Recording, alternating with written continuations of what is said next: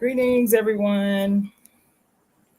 This is Cassandra Floyd, also known as the Daughter of the Fates, founder of the Temple of Evolutionary Emergence. And baby, let me tell you about the world that we live in. Let me tell you. Okay? Now, the last 48 hours have been, the last 72 hours. Let's say that. Greetings, everyone. Tajali, Blue, LaFleur, Priestess of the Graveyard. The last 72 hours have been pretty something else, in my estimation, predictable, but something else. You feel me? And greetings, Java Watson. Because I found out late yesterday. I spent greetings, Jemiah Douglas. So Saturday, between doing the temple service, which ended up being 7 hours, between the two videos, it ended up being me talking to you guys for 7 hours. You feel me? Then I told you I had to teach a workshop that night. Greetings, Lanique Kentia. That's a beautiful name. I had to teach a workshop directly after teaching 7 hours in the temple service, right? And so I went, it was at a health fair, a spiritual wellness fair, right? And so I did a workshop called The Secrets and Mysteries of the Lower Palace. I haven't taught y'all that workshop yet. It's on my list of about 10,000 things I'm trying to do for y'all eventually. But anyway, this is, I'll just give you a preview. This is the little diagram that I drew for the workshop. This is the uterus, which is also known as the lower palace in Chinese medicine.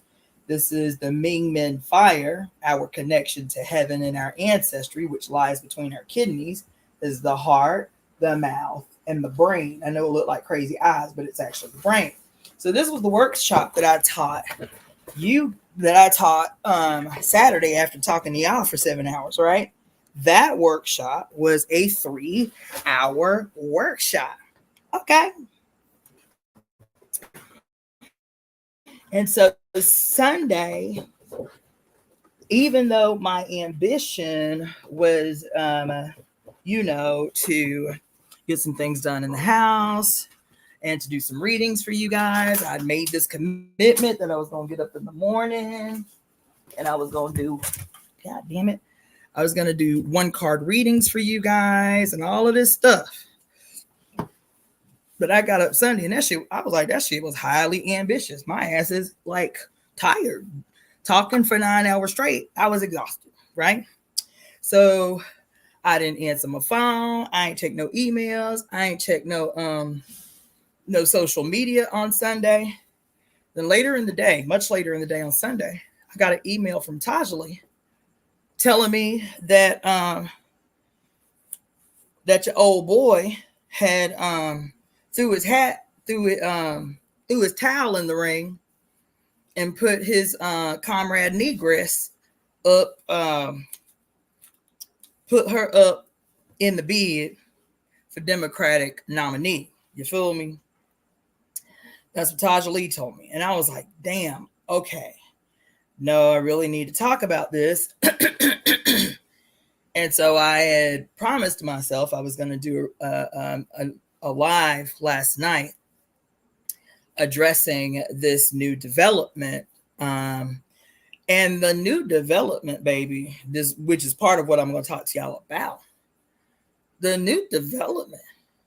Are you hollering because I'm talking about your old boy and him putting his negress forward? Anyway, let me just tell you, baby. Let me just tell you about the period that we're in. Let me tell you about how flagrantly flimsy this shit is. Let me remind you how desperate these motherfuckers are. The evidence of which is this dude putting his negress forward for the candidacy, which I knew was going to happen. Remember about 3 months ago, I did this whole long presentation. And then I followed up with it 2 weeks ago, I think, about how we can recognize in our personal lives. It's easy for us now because we have the language, we have the understanding. It's easy for us now in our personal lives, in our relationships with our friends, our families, and our lovers. It's easy for us to recognize narcissism. It's easy for us to recognize noble narcissism. It's easy for us now to recognize weaponized incompetence, strategic weaponized incompetence. We know all the telltale signs now. We know the red flags for these various manipulations for the sole purpose of extracting our power. You feel me? We can recognize them easily. And the 2 presentations that I'd done prior was that while it is easy for us to recognize noble narcissism, strategic and weaponized incompetence, gaslighting, and the like in intimate relationships, here we are collectively clueless when it is our politicians. We are collectively clueless when those exact same textbook execution of those strategies come from those that we elect to positions of power. And in those 2 presentations that I did, the first one that I did was about what's his name? Oh boy. Bernie Sanders and AOC. Everybody had their little tail feathers in the ruffles and shit. I was talking about what's her name, Amanda Seals, and how I saw how I saw a video of her on her channel, on her IG channel, where she was literally in her closet with the door closed, crying real ass tears because she had just seen a video where AOC and Bernie Sanders refused to call what was happening in Israel a genocide. And she was like, damn, like, if we can't even get them to act right, like, what hope is there? And I was like, and so I did this video, the first video on them, and how, the state is a well-organized, monstrous machine. And it doesn't matter what comes from the lips. And they may even have good intentions when they begin their journey. It does not matter what their intentions are. It does not matter what their beliefs or their worldviews are when they start. Once they enter the machine, they are a part of the machine. So we constantly act brand new. We act so dismayed and bewildered when those that we yielded power to, those that we put all faith, hope, and confidence in, end up inevitably serving their very peculiar and specific role within the institution of the state.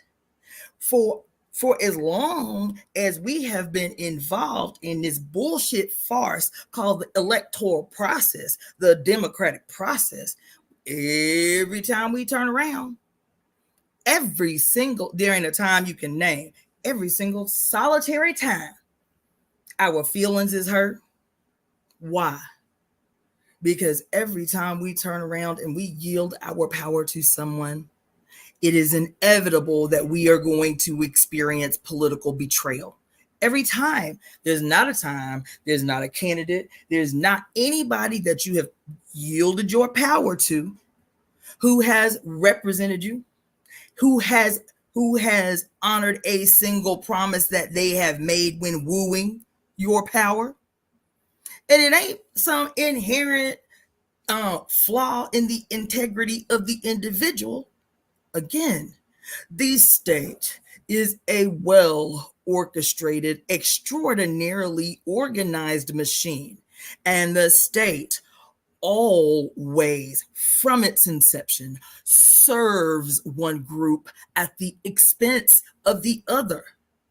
And until you can start initiating a conversation about how to destroy the institution, how to completely dismantle the old and recreate something new.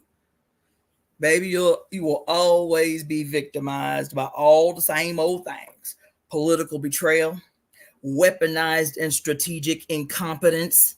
You have to know, because like I said, they don't even have to offer you a well-written script anymore. You so bought into this bullshit, they can offer you a flimsy ass script like the bullshit that has unfolded over the last 2 weeks. Flimsy, flagrantly flimsy. They can offer it to you, and you'd think that this is just some random turn of events, child. No, it ain't. Biden has been playing the textbook role.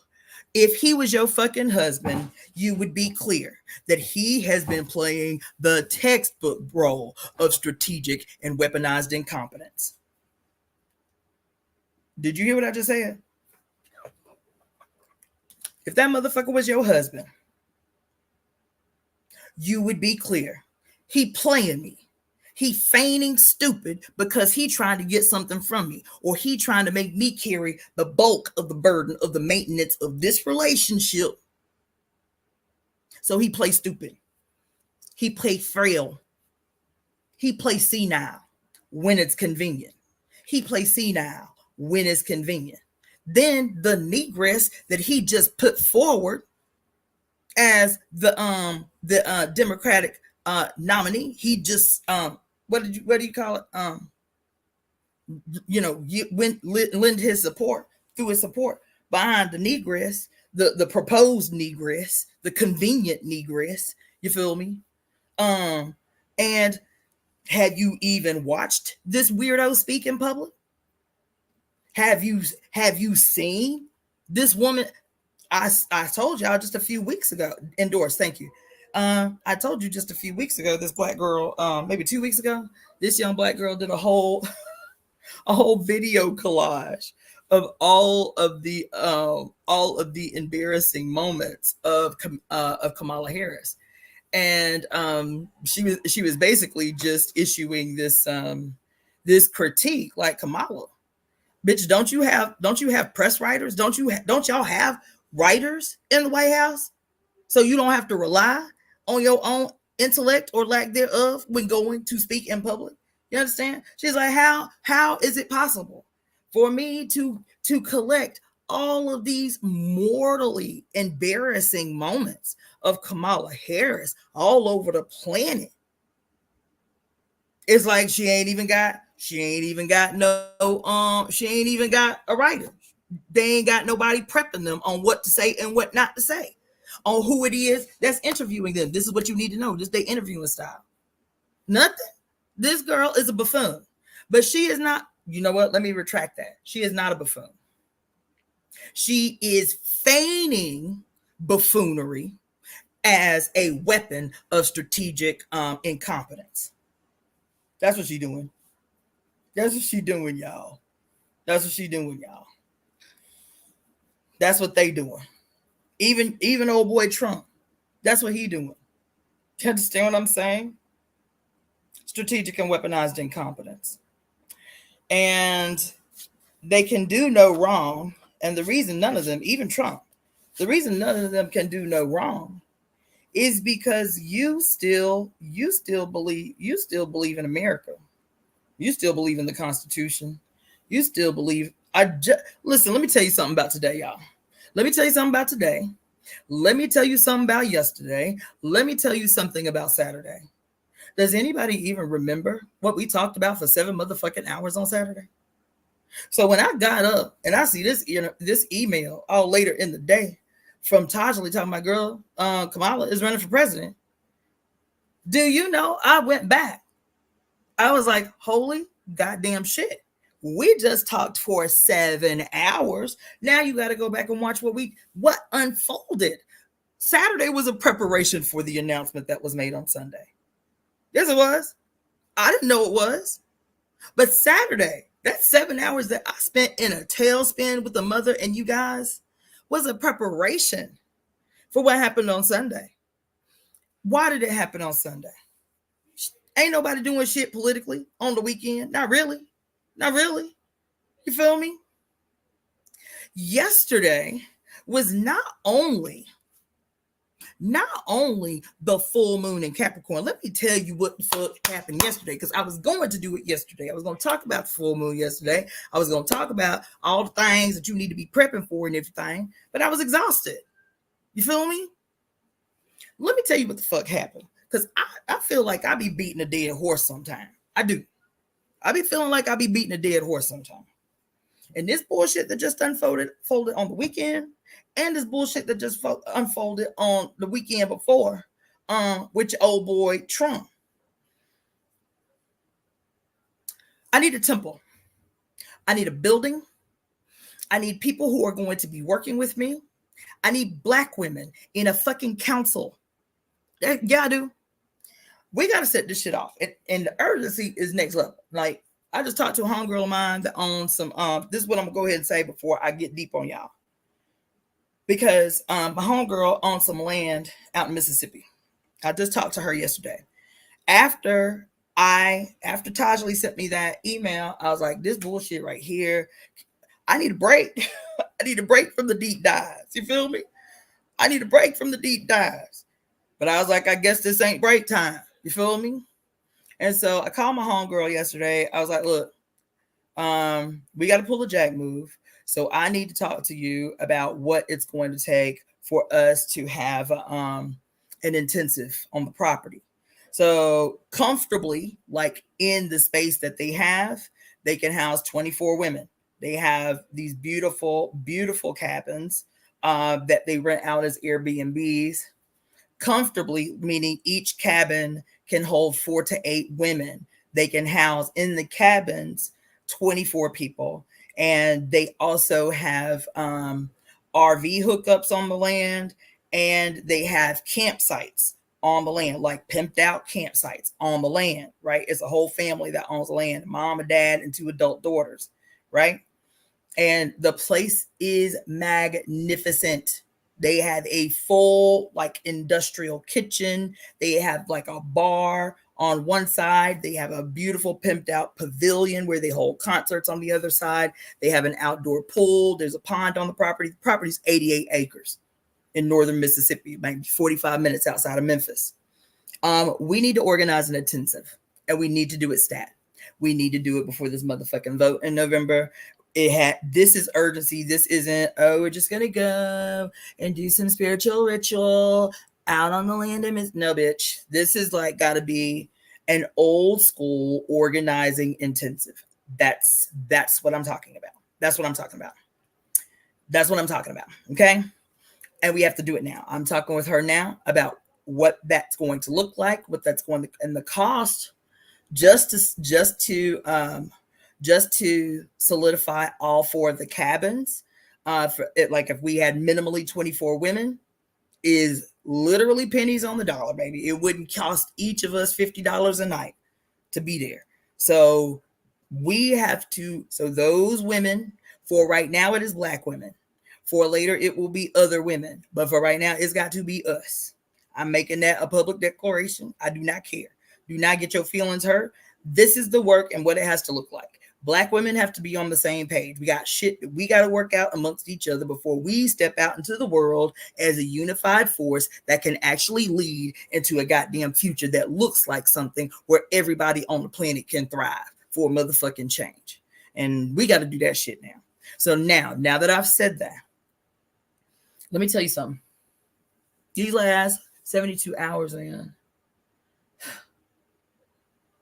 Let me tell you, the last 2 weeks, because I talked to y'all so long the other day, so long, so much came through. I just rewatched the whole 7-hour thing after this deep dive I went into last night after fucking with Tajali. After I made up my mind, I wasn't checking my emails. I wasn't going on no social media. I needed a break in my brain, baby. My brain needed a break. Then I just was like, you know what? Somebody might have, even though I didn't do the live, somebody might need a reading. So let me check my email. Tajali email is the first thing I see. And she's like, Kamala had in the ring. I was like, God motherfucking damn, right? I had not done any research about the peculiarities of this full moon. I knew it was a full moon. Haven't been doing any real deep dives lately into the full moon, but I was like, I'm just going with my spirit, going with my spirit. Well, after this bullshit yesterday, I decided to start watching some videos about the full moon. Let me tell you what the mother did yesterday, y'all. I was up till 4 o'clock in the morning. Let me tell you what she did yesterday, y'all. Y'all know I have a Capricorn moon. I talked about that on Saturday, didn't I?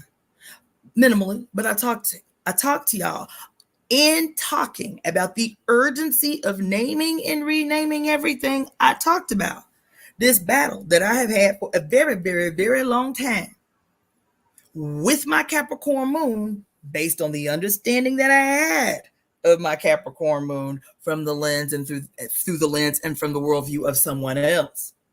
And that it was 2 weeks ago. What did I say? 2 weeks ago, the spirit was on me. Spirit was on me, and she was like, look, stop talking about Saturn like that. Stop talking about your Capricorn moon like it's some kind of fucking affliction. Go into this motherfucking internet and Google, is there a period in human history where Saturn has ever been female? I did that 2 weeks ago. I didn't know anything about the full moon coming up. I don't pay attention like that. I'm not a goddamn astrologer. I pay attention with the coming lunations literally days before. If I do that, to say, okay, how do I need to plan? Where my brain need to be in preparation for these peculiar energies that are coming through this lunation. I didn't even do that in preparation for Saturday. I didn't do that in preparation for Saturday. 2 weeks ago, clear as I'm talking to you, Spirit was like, stop talking about Saturn like that. Stop talking. You have your Capricorn moon for a reason, but you have been evading and avoiding your Capricorn moon because you think in your mind, because your mind is conditioned through the lens in the worldview of somebody who don't have your interest at heart. You have been approaching your relationship to this very necessary part of you called your Capricorn moon, bitch. So go up in there and dig deep into her. Right? That was 2 weeks ago. I didn't know a Capricorn moon was coming up. You feel me? And so Saturday, I talked to y'all about the struggle that I've had with my Capricorn moon based on the worldview and through the lens that I've been seeing her. This money shit has been a big thing for me. Big in a way that it frustrates my mama. Cause everything has always happened and unfolded how I needed it to. But that shit has stressed my mama out her whole life. Like, when are you going to do something consistent so you too can have a 401k and you too can have a retirement and you too can make healthy investments and all of that shit? But I was like, mama, you did all that and your ass is miserable. So I have always rejected the structure that my mother was so disciplined in. My mother is great with money, extraordinary with money, as a matter of fact. You understand? Extraordinary.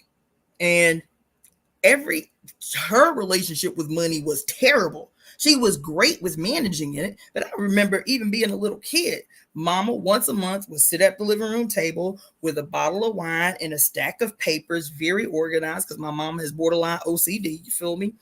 And this time of the month, which was the end of the month when it was time for her to, quote, balance her checkbook, we could not talk to her. She would drink that whole bottle of wine. Her relationship with money was one that we could see her frustration. Oh, we can't mess with mama while she balancing her checkbook. You feel what I'm saying? I remember that shit clear as day. Mama, you do not talk to mama. You don't ask her no motherfucking questions while she balancing the checkbook. She's smoking cigarettes and she drinking that goddamn bottle of wine, sitting there stressing about her checkbook. You feel me? Yes, she is an extraordinarily disciplined woman with money. But her relationship with money was never an obviously happy one. Yes, she has everything she needs. Her home is paid for. She is retired. All her cars are paid for. She got multiple acres of land, 6, 7, 8 acres of land. None. She is not happy. I cannot recall a time where she was blissfully happy. I can't. And I think as a young child, I was like, that ain't gonna motherfucking be me. That ain't gonna be me. That may be the source of my resistance to, having a more structured, stereotypically structured, disciplined relationship with money. And all of those things, every time I thought about my Capricorn moon, that's all I thought about was the structure and the discipline and the weightiness of Saturn energy and all of that shit, right? Baby, let me tell you what the fuck happened last night. Okay, in this motherfucking wormhole I went into, preparing to talk about this negress and this fucking script unfolding before your eyes, prepping you to be a cheerleader for a goddamn lunatic. That bitch is a lunatic, and everybody in California knew it before she even got elected. You can go back just a few years ago, because I told y'all too, I ain't even technically a Californian. There was nobody that had anything good to say about this bitch. Nobody. Her freaking, what was she, district attorney or some shit like that? Child, she was an enthusiastic, and hell, I won't even say enthusiastic. She was an extraordinarily zealous facilitator, funneler of Black and brown people into the goddamn prison system for shit she wouldn't even allow white people to go into the courtroom for. Overzealous incarcerator, imprisoner of Black and brown people. That was all everybody talked about when Biden made her his running mate. It was like, damn, this bitch is crazy. This bitch is diabolical. Her relationship to Black and brown people is notoriously monstrous in the state of California. Y'all will conveniently forget that because y'all just love to see a buck dancing ass melanated motherfucker in a position of power. What position of power? As a goddamn puppet and representative for white power, because the state is what it is. The state functions the way it's always going to function as long as it remains. And anybody that has a relationship to the state is an agent of the state who will never color outside the goddamn line.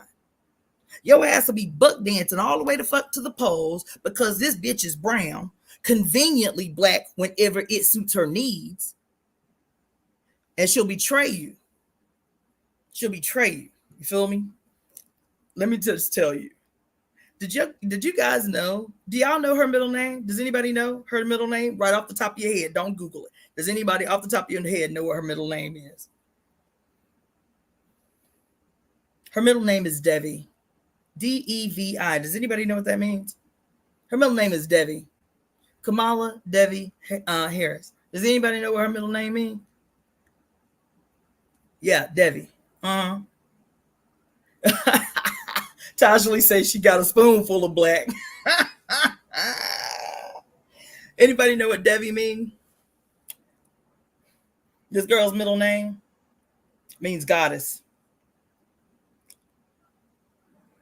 Yes, it's Indian. It is the Indian name for a female deity. It means goddess. And when the word Devi, listen to what the fuck I'm telling you. When the word Devi is used, it is used as a generic word for a Hindu goddess. But whenever you see the word Devi used, it is used in particular in general with three goddesses, and most in particular with two. The three is Parvati. Actually, am I wrong? It's Parvati. Well, who else? It's four goddesses. Generally, it's used for these four goddesses: Lakshmi, Parvati, Kali, and Durga.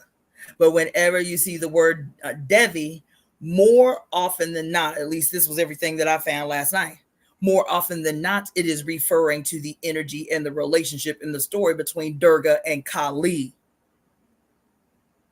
Is that convenient?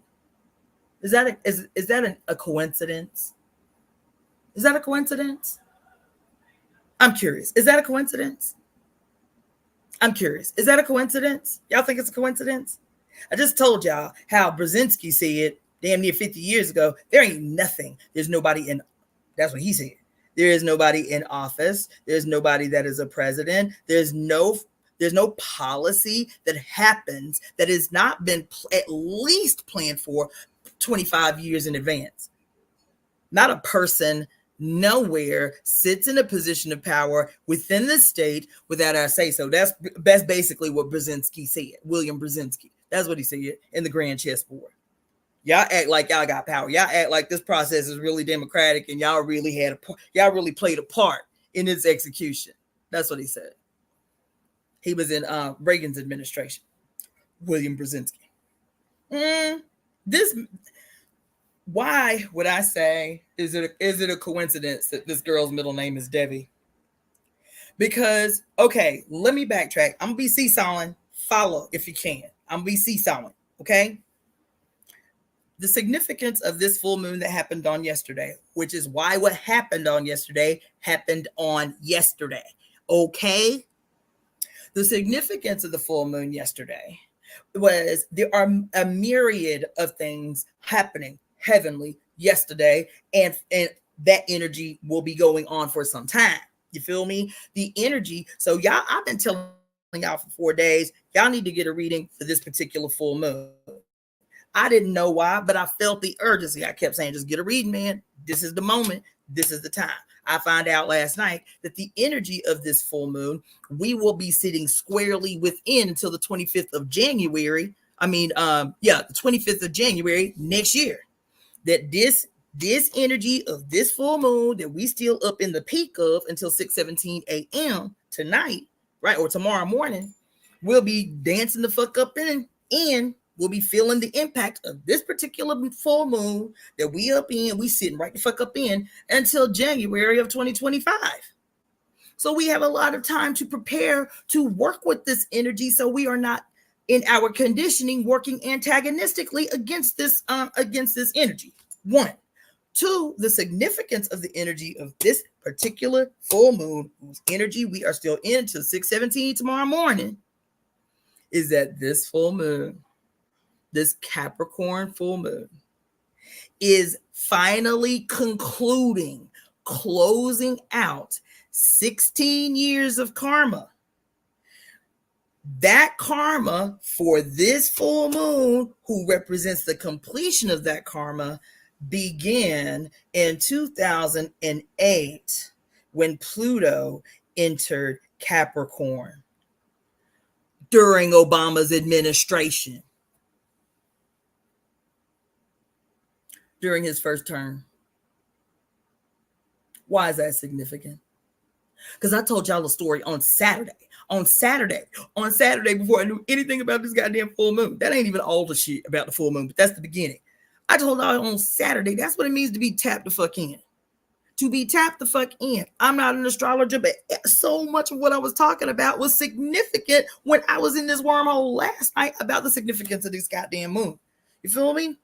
And I told y'all a story on Saturday about how yielding my power, what did I say? Yielding my power, what did I say? When I knew what I knew, but still did not have the confidence, so I always defaulted to someone else. Like when I was in the party and I told my leadership, look, you need to tell the chairman he need to do a presentation on how Black people ain't got no business internalizing the crisis of imperialism is our crisis. That if anything, we need to participate in deepening the crisis, in strengthening the aggression that's weakening our goddamn opposition. My leadership said, I ain't even taking it to the chairman. Chairman do the presentation, then they erase any evidence that that's where the fuck he got it from, was from me, right? Didn't I say that? I said, and the reason I remember when it was happening, the reason I remember what the date was because we were squarely in, right up in Obama's first bid for the White House. That was the crisis that everybody was experiencing. Remember I said on Saturday, all these Black people, never even been in the damn church, Black boys, hood niggas, you feel me? Yapo, what you think about the end of the world? Everybody talking about the end of the world. And somehow the Negro making a play for the White House was indicative of a sign of the end of the times, child. That's what it was. And it wasn't a sign of the end of the times just for white people. White people in crisis because the Negro was making a play for the White House represented the end of time. But when white people in crisis, guess what? Negroes in crisis too. Well, if the white people scared, we must be scared too. All these Negro churches in the blackest neighborhood in St. Petersburg preaching goddamn sermons every Sunday. Churches filled to the rim. filled to the rim. Talking about this Negro one. I remember the conversations. There were so many Black people all over the country who were like, there is no way they're going to elect a Black man to the presidency. So we need to make sure that Hillary Clinton gets the Democratic nomination. I remember the shit like yesterday because I was a full-time organizer at the time. Negroes from every walk of life said, there ain't no way in hell these white people gonna put no Black man in office. I mean, it'd be nice to see, but that shit ain't gonna happen. We need to make sure Hillary get the Democratic nomination. And when he got the nomination, people was like, oh shit, he might take that shit. They didn't have no confidence, they didn't have no faith. I remember I was a full-time organizer at the time. But the energy, everywhere we went, the energy was palpable. The stress, the anxiety, the fear, and the hope, the uncertainty, and the possibility that was presented with this Negro running for office, right?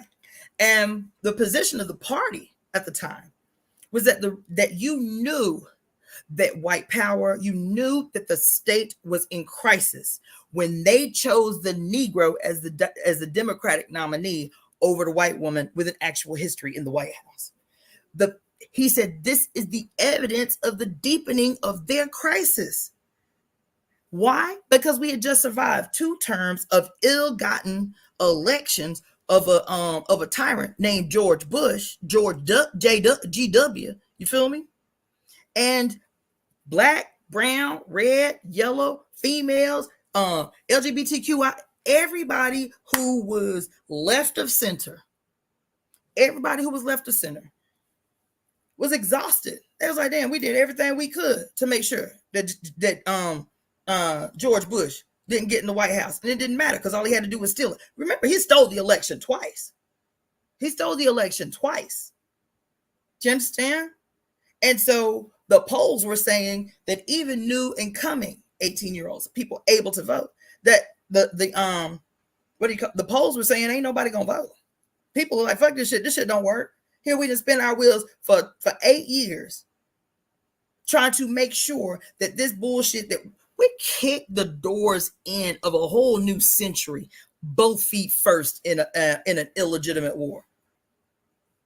New century supposed to represent new possibilities and new breakthroughs and evolution. And our 21st century was baptized in 2 illegitimate wars under the same president. And so the polls were terrible. The polls represent your belief. They monitor the polls all the time. When they take the polls, how likely are you to vote? How likely are you to vote blue? How likely are you to vote red? They take these polls to get a sense of the pulse of the general population and the confidence that you still have that the system works. And this was the lowest that the polls had ever been. This understanding of the pulse of the people and their belief in the state, their belief in the system, is what helps them to develop a strategy that will rescue the system. And what better than to put a Negro's name in the hat, to be the figurehead of the most vicious state on the planet Earth. And y'all all jumped in both feet first. I understand why you did it. Momentous time in human history. A Negro as the figurehead for the most murderous, diabolical, weaponized institution in the history of humanity, aside from the goddamn Roman Empire. I get it. And they did exactly what they knew they needed to do to woo you. Si se puede. Yes, we can. Si se puede. All this pomp and fucking circumstance. Child, I didn't vote for the nigga either time. I told you I've never voted in a presidential election. Ain't a motherfucking thing you can do to make me feel bad about it. Not one, I am not and will not. I will not. Y'all ain't got no problem when Frederick Douglass said why I won't vote. That's what he said. I'm gonna read that piece that he wrote. Because coming from me, y'all like, you're so irresponsible. What do you mean you're not gonna vote? If you're not gonna vote, then you don't have a say, bitch. I pay taxes. Yes, the fuck I do gotta say. As long as these bitches is robbing me of my tax money, my earned goddamn income, I can say whatever the fuck I want to say. Damn, sure can. Sure can. Sure can. Sure can. So anyway, so child, some of the videos that I saw on TikTok today about Kamala Harris, child, I was like, child, I started to call on Jesus, Mary, and Joseph. Oh Lord, y'all. Oh Lord. Oh Lord. I'm gonna tell you, I ain't gonna be up on these social medias for a little while because today threw me. Today threw me. Henson. I done seen like 13 different angry black women. It's urgent. We have to vote. I'm like, what the Lord? Yes, Jesus, Mary, and Joseph. Come get your people. Can you just, if you gonna come back, Jesus, can you just go ahead and do that? Now come get your folk. Maybe we'll have a chance after that. Come get your people. You feel me? Come get them. You feel me? So we can go ahead and get to work. That, you know what? That's gonna be a sermon. I welcome the rapture. Jesus, go ahead, come back and get your people. Come on, get your folks, nigga. Because now y'all fucking stay in progress. Because we can't bust a move while y'all up in here stay in progress. Jesus, come get your people. Let me put that down because I'm gonna show. I'm about to make somebody mad, y'all. I am about to make somebody mad. That's my shit. I'm gonna say, Jesus, hurry up and come get your folks, nigga. Goddamn, come get your people. You feel me? I don't like the time loops or hamster wheels. If I see people doing the same thing over and over again with no results, I'm gonna do the complete opposite. Absolutely yes, which is what we spent all day talking about on Saturday. Now let me get to the juice, okay? The significance of this Capricorn moon that we will be literally dancing all the way to fuck up in until January. Zuhara Wilson, that's a good one. I'm telling you, I'm about to do that shit. That's probably gonna be the one I do tomorrow. I gotta pull my scripture out though. I gotta pull my Bible out. You feel me? And do it like a real sermon. I might even have to, I don't know. I might have to give y'all the pomp and circumstance just so the shit look authentic. You feel me? But nigga, come get your people already. Cause this shit is a mess. This shit a mess. And I feel like whether you were what y'all call a Jehovah's Witness, you gonna come and get 144,000, or you gonna scoop up a few hundred million. I'll take it either way. Come and get your motherfucking peoples. Come get your peoples. Come get your folks, man. Come get your folks. So let's talk about this Capricorn full moon and why you still need to get your reading. Why you still need to get your reading. While you still need to be in a position to take ownership of these energies instead of being pulled the fuck around by chance. Okay? All of this shit that happened on Friday, baby, and I'm telling y'all, like, damn, we have to rename everything because that changes the relationship. It changes our relationship to the planets when we're giving to the planets an energy that is what's the word I'm looking for? That is what is the word I'm looking for? That is an energy that is harmonious instead of antagonistic. All the stories that we hear about the planets through a Greco-Roman perspective based on Greco-Roman mythology is all violent. Have you even read Greek mythology lately? This shit is violent and gruesome. Zeus was a goddamn rapist, ass genocidal lunatic. Oh my God, I got to tell y'all about what happened. I'm going to tell y'all about what happened. And it is the reason that I chose the thumbnail for this video. Because I could be all over the place. Because I took about 10 pages of notes until 4 o'clock in the morning today. I'm not exaggerating.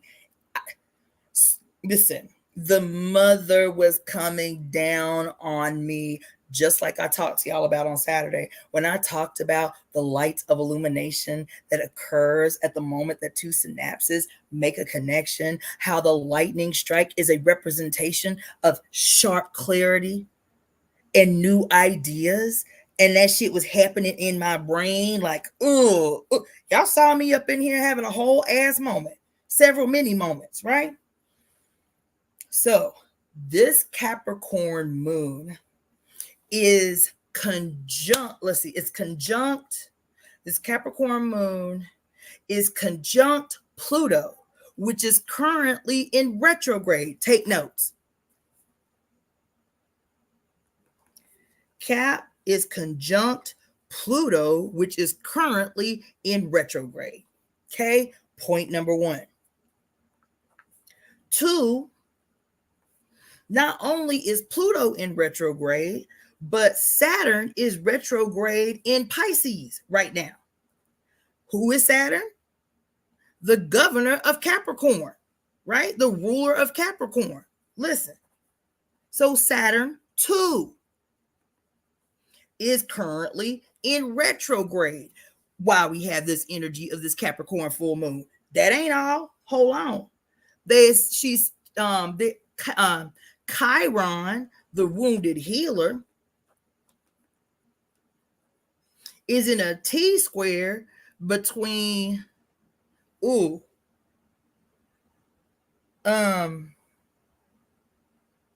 fuck. I knew I should have wrote this shit down. Chiron is in a T square directly between the sun and the moon. Right? Chiron, the wounded healer, right? Those are the big movements happening right now. Let's see. Saturn's retrograde, Pluto's retrograde, and Neptune. Is it Neptune or Uranus? It's Neptune that's currently in retrograde. You got three big, giant, slow-moving planets that are all in retrograde at the same time. Neptune retrograde, I don't remember in what sign. Pluto in retrograde and Saturn in retrograde in this Capricorn full moon that is rounding out 16 years of karma that began the very moment that Pluto entered into Capricorn for the first time in 200 and something odd years to make this slow movement over the last however many years that is, from 2008 to 2020, and then finalizing in the seesaw motion in February 20th of 2022. That will be rounding out and completing on November 19th, which I've been talking to y'all about for some goddamn time, about 3 years, right? This big shit. Pluto is in retrograde. Saturn is in retrograde. You feel me? So I sat up in here because all of this means something extreme for me. One, because I am crowned a child of Oya. I'm a daughter of Oya. Right? Two, because my moon is in Capricorn, who I have been at odds with my whole life and shouldn't have been. You feel me? So how did this start? It started thinking about this weirdo that's running for office, and she ain't have to do shit, approve shit, or nothing, and she already plucking at y'all motherfucking heartstrings and shit. Got y'all already singing songs and talk about how, y'all. Anyway, so let's go.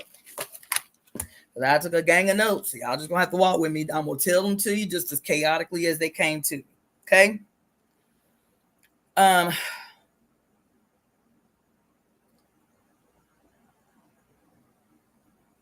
So the way I started these notes, y'all aren't gonna believe this.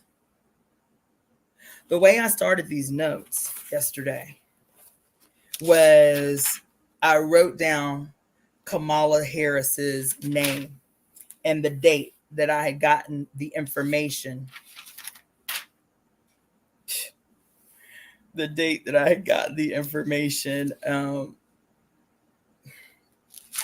Y'all are not just, y'all can't. Y'all aren't going to believe this week. Y'all aren't going to believe this week. I did not know that the full moon was even in Capricorn until yesterday. I didn't. I just wasn't paying attention. It wasn't on my radar. I've been busy. I had grandkids for a week. Car broke down. It just wasn't even on my radar to prep for it. but all week should have been coming through prepping me for it. Without forcing, should have been coming through all week prepping me for it. Ha. Oh. All week. Oh. Oh my God. Oh, all week. I've been jotting down little shit all week. You understand? All week. So let me tell you what happened. I woke up one day. You know what? Let me not get that far. So I wrote Kamala Harris's name down yesterday when I started taking notes. The first word I wrote under her name was lightning, which represents sudden change, sudden enlightenment, a wake-up call, for a forceful nudge from the universe. Be ready for swift change and flash of clarity, right? The first thing that I wrote was lightning. The reason that I wrote that is because this Capricorn moon happened within the context of this Pluto retrograde. Pluto is represented by lightning. Okay. So I was like, let's just start there. Let's see what comes through. So I started going into this wormhole about like the occult meaning of lightning, the occult symbolism of lightning, spiritual meaning of lightning, whatever. I see this girl tonight before I got up on here, talking about some of the peculiar characteristics that you need to be mindful of when working with this energy over the next several months, that the energy of this Capricorn full moon is going to be impacting our lives. She said, first and foremost, this full moon is not only closing out this 16-year cycle of karma that started in 2008, because it's happening in a Pluto retrograde. This full moon is assisting you at once and for all, closing out past life karma, ancestral karma. She specifically said, think about some type of issue that you recognize that your mother had or your grandmother had. She exactly said, you may not know your grandmother, you may not have your great grandmother, you may not have even known your great grandmother, but think about her. Are there stories that you've ever heard that you may be able, you as her descendant, to help assist in closing out once and for all? She said that tonight, 30 minutes before I got on this call. How about last night, the second thing I wrote before knowing anything about how to prepare for the Capricorn moon, y'all? Because last night I was brainstorming about all kind of random shit that started with this Kamala Harris shit. The girl that I just saw 30 minutes ago. I wrote this last night when she said, tonight, she said, close out not only the karma from these last few years since Pluto entered Capricorn in 2008, but this energy is enough for you being in the know for your family to close out some family karma. This is your opportunity to clean up and close the book on once and for all some unresolved family karma. Think about your family, especially women. That's what she said. Are there any women in your family that you know stories of? Let me tell you what I wrote last night while studying lightning and the significance of lightning. Do you understand me? I've told y'all this story before, but not in depth.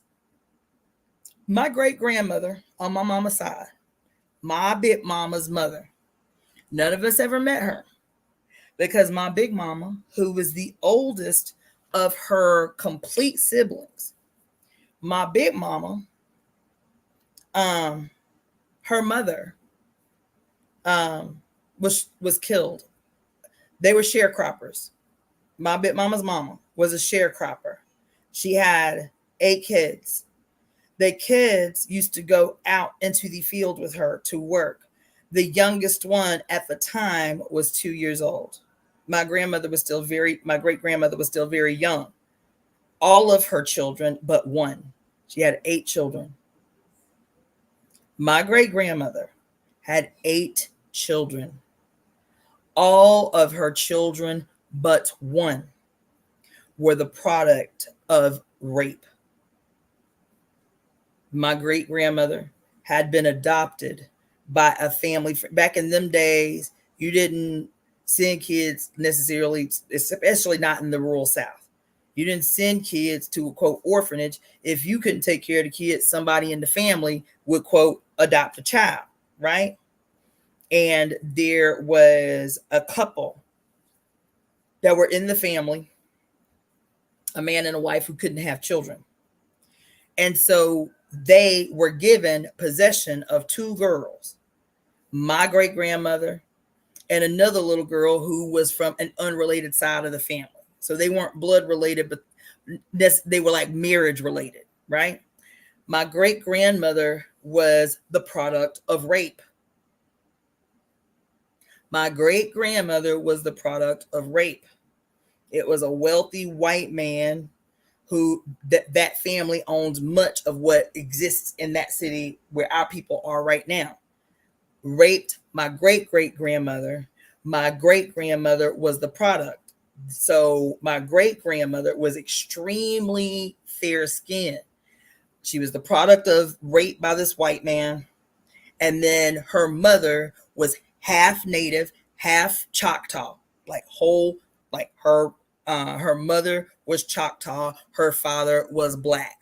So she was half this relationship, Choctaw and black, and then the father, if you will, was the white boy who raped her. Okay, so my great grandmother was the product of this occurrence. My great grandmother was the product of rape. My great great grandmother couldn't take care of her, and so this man and this woman who couldn't have children. I'm giving y'all the long version of the story, and I didn't intend to, but I'm going to anyway. Gave my great grandmother to this couple and another girl, and so my great grandmother was very very very fair skinned because of who her parents were, right? Very very very fair skinned. And then the girl that basically was her sister, they were around the same age when this family took them in. She was very very very dark skinned, extremely dark skinned, right? And they were very young, I think 3 or 4 when this family took them in. I did not learn this story until the year I moved to California. I didn't know anything about the story until I moved to California.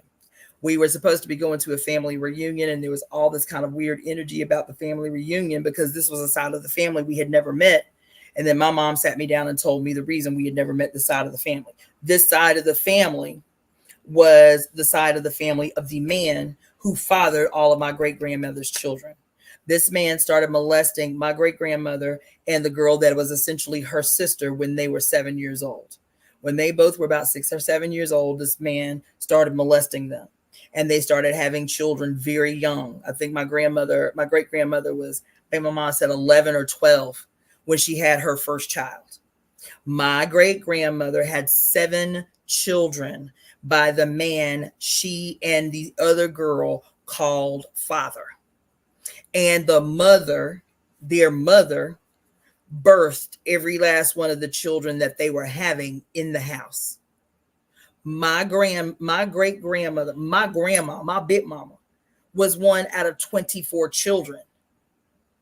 She had 8 full brothers and sisters, which were the children that her mother had. And then she had 14 or more than that, 16 half brothers and sisters from the little dark skinned girl that this man had been molesting. Okay, now let me tell you how she ended up with 16 kids. Because by the time my grandmother was 20, and she was still living in the house, by the time my great grandmother was 20 or so, she literally had been having children back to back since she was 11. By the time she was about 20, she had 7 kids. She had 7 children. Okay, she had a set of twins, and then the rest of them. She went to a market one day with one of the kids. She met this man at the market, and the man was like, "You're the most beautiful thing I've ever seen. Oh my God. Like, Can I see you? Can I, like, you are amazing, right? And she was like, look, if you will take me and my kids, I will marry you and I will leave with you tonight. And so that night, the man got his pickup truck and drove to the home where my great grandmother was living. She had the clothes packed. She was 20. She had the clothes packed of all her children. And in the dead of the night, she took her and her babies. So those of you who are tuning in via IG, this is going to end in about 20 seconds. Okay. So if you want to tune in, you can go to at DaughterOfTheFates in my YouTube channel. Just go to YouTube and put in the search engine at DaughterOfTheFates. So anyway, he came to the house and rescued her and her 7 children. They, he had a house and they moved in with him right away. He was a sharecropper, or he was like a farmer, a hired hand or some shit like that. And they went to work with him. That's the long story. There was a rift in the family. There was like this big controversy in the family because apparently there was resentment toward my great grandmother for leaving her sister, the dark one, at the house with that family and not taking her and her kids with her when she escaped. Okay, so that was like the rift that had existed all these freaking years, almost 100 years, between these branches of the family that I just met a few years back, right? So my great grandmother and this dude get married. They have a child. She's the youngest child. Okay, she's the only child that is not a product of. It's not, I mean, technically incestuous rape, right? So my grandmother would often take the kids out into the field to help her work. The youngest child, which was by this man, was still very little, 2 years old. I think they said she was 2 years old. So she kept her close by, but the kids would be scattered out in the field helping her work. My big mama was the oldest. Okay. They're out in the field one day working, and there in front of all 8 of her children, my grandmother was struck by lightning. My great grandmother was struck by lightning and killed instantly in front of her children. As if that was not bad enough, when all was said and done, the man that had married my great grandmother had kept the child that he and my great grandmother had together and sent the other 7 children back to the house with the man who had fathered them all. But my great grandmother was struck by lightning and killed instantly. And she was very young. Yeah, she was very young. And so yesterday, that's what I wrote right under, quote, researching the spiritual meaning of lightning. My great grandmother was killed by lightning. It keeps coming up for some reason, right?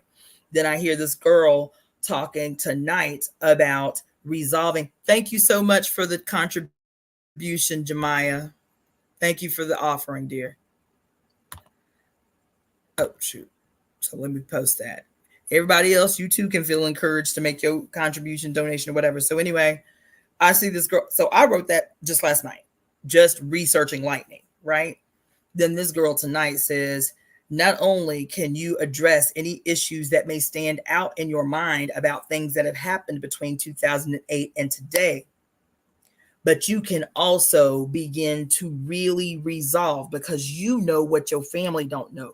You know what those who aren't where you are yet know. Now you too can take the power that you have, take the energy that you have, take the know-how that you have, and actually conclude, resolve that trauma that has plagued your family.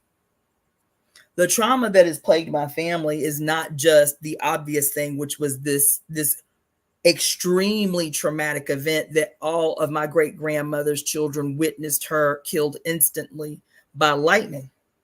Was the fact that my great grandmother was the product of rape, And my bit mama and her seven whole siblings and the 16 other siblings were all the products of rape.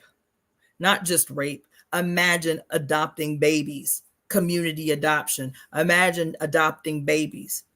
Imagine the woman who works with her husband to, quote, adopt these babies. And these babies be molested their entire life. And they see their rapist in each and every one of the children that they have. And this legacy is passed through their DNA on and on and on and on. Because for the longest time I could not understand. My mom is one of 8 children. It would have been 9. I think I did tell y'all this. My grandmother's first child went to term. She went to a hospital because that's all what the black people was doing at that time. Oh, now they're gonna let us in the hospital to have our babies. So all these black women in New Orleans going to the hospital. My Uncle Joe went to term, healthy pregnancy. And when she delivered him, the doctors broke his neck in delivery, killed him instantly. And so my grandmother had 9 children. Her firstborn was murdered in a hospital in New Orleans. And so my mother grew up with 7 brothers and sisters, 3 brothers and 3 sisters, 3 brothers and 4 sisters, right? So there was 8 of them. And the relationship between my mother and her sisters has always been so toxic, and so, to this date, so toxic and unexplainable. We could just, and this is coming from me, not only me, but all my first cousins. So my mama and all her brothers and sisters together, I got 24 first cousins on my mama's side, 24. And we grew up like siblings. Like, we love each other. I love my cousins. They're my peoples. We cannot see each other for 3-4 years. And as soon as we see each other, it's like we ain't never missed a beat. They're my homies. All my first cousins, the fucked up ones and the successful ones. Them my folks. I love my fucking family so much. And so for us, whenever we would get together, we never understood why our parents, especially our mothers, had such vicious relationships. Couldn't make it make sense until my mother told me this story about this fucking spell that still exists in our family. This legacy of children being born to parents out of the worst possible conditions imaginable to a human, to be literally trapped. We can listen to stories about crazy ass white men and their wives who kidnap people, children, and hold them hostage in the backyard for 20 years or some shit, having baby after baby, and the woman is all involved in shit, and think that's some white people shit. No, it ain't. No, it ain't. No, it's not. My grandmother and all 24 of her siblings lived in that exact type of goddamn scenario, where this man and his wife terrorized babies their entire life. And because it was never spoken about, when the man who married my great grandmother, when she died and sent her children back to that fucking environment, nobody knows what happened to them children. Did he do the same thing to them? My bit mama. I spent so many hours in ceremony with my bit mama. So many. Because I had such a tumultuous relationship with my grandmother. It was not a joyful relationship. It was not the relationship I have with my grandkids. It is not the relationship that my mom had with my daughter. It was, our relationship with our big mama was not a good relationship. You understand? And I never understood. So why I never understood why she was like mean to us and shit like that until just a few years ago when my mom told me what the legacy of our family is. That there is a spell that exists in the blood of my family from these terrible things that happened to the women in my family. My great grandmother born of rape. My great great grandmother, my bit mama, and my great grandmother, both products of rape. But not just my bit mama, all her brothers and sisters, 24 human beings. And so my grandmother being struck by lightning in front of all of her children. And I tell y'all that y'all has been in my life my whole life. And I never understood why, because I didn't have the language to understand what I was seeing in my dreams, what I was seeing in my life, until I was given the language to understand who it was and what it was communicating to me and her. And so that was the second thing I wrote down. But then this woman affirmed it.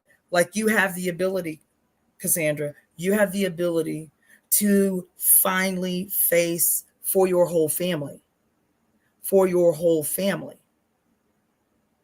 this unaddressed, unfaced, unclosed wound that is still impacting the lives of so many people in your family, right?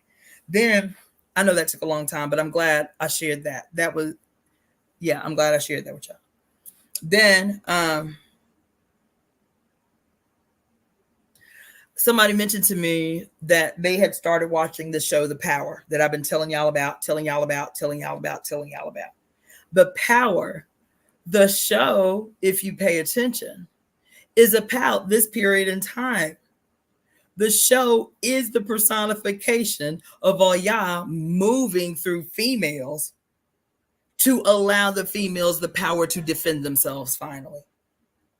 The personification of the power is the lightning that comes out of these girls' hands to finally defend themselves against the world of men, against patriarchy. That's so traumatic, and so many of our families have these patriarchal horror stories of rape, yes, that we all keep secret, that we all keep quiet.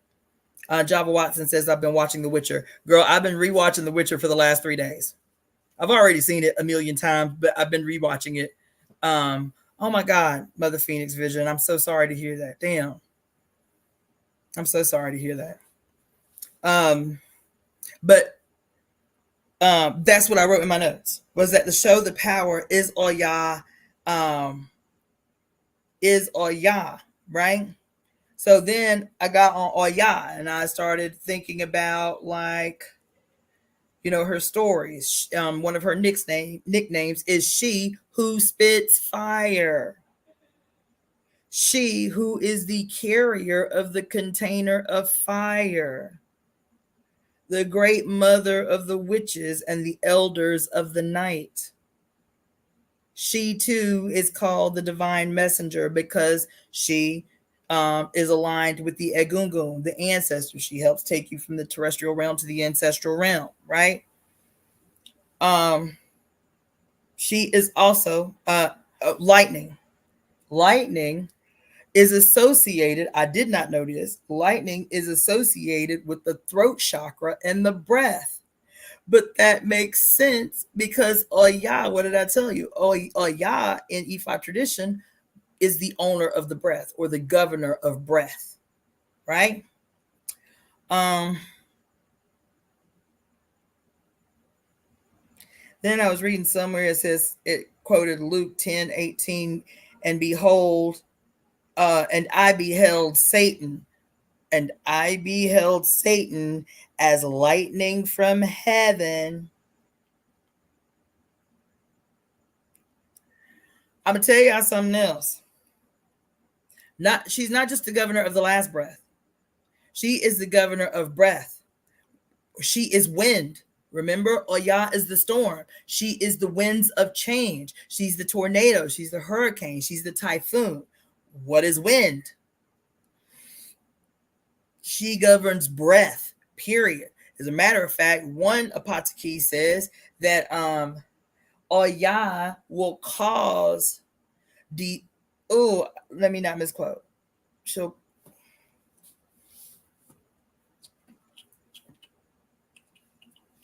I may have to look that up later, but it's something to the effect of, she will cause respiratory diseases to grow her army. You hear what I just said? That's the Padakit that I read about Oya, is that she will use diseases of the lungs to grow her army. What's her army? The ancestors. She will use, does that sound like COVID? That happened literally 20 something days after Oya entered into Capricorn. It was a conjunction. It was Pluto, Saturn conjunction in Capricorn on January 12th of 2020. And then 3 weeks later, we're all walking around the personification of Oya's children. We all walking around with face masks on. 3 weeks later. Lockdown was 3 weeks later. Lockdown was 3 weeks later after this planetary conjunction that happened on January 12th of 2020, where Pluto and Saturn met in Saturn's home, Capricorn, for the first time since 1518, which was the first time that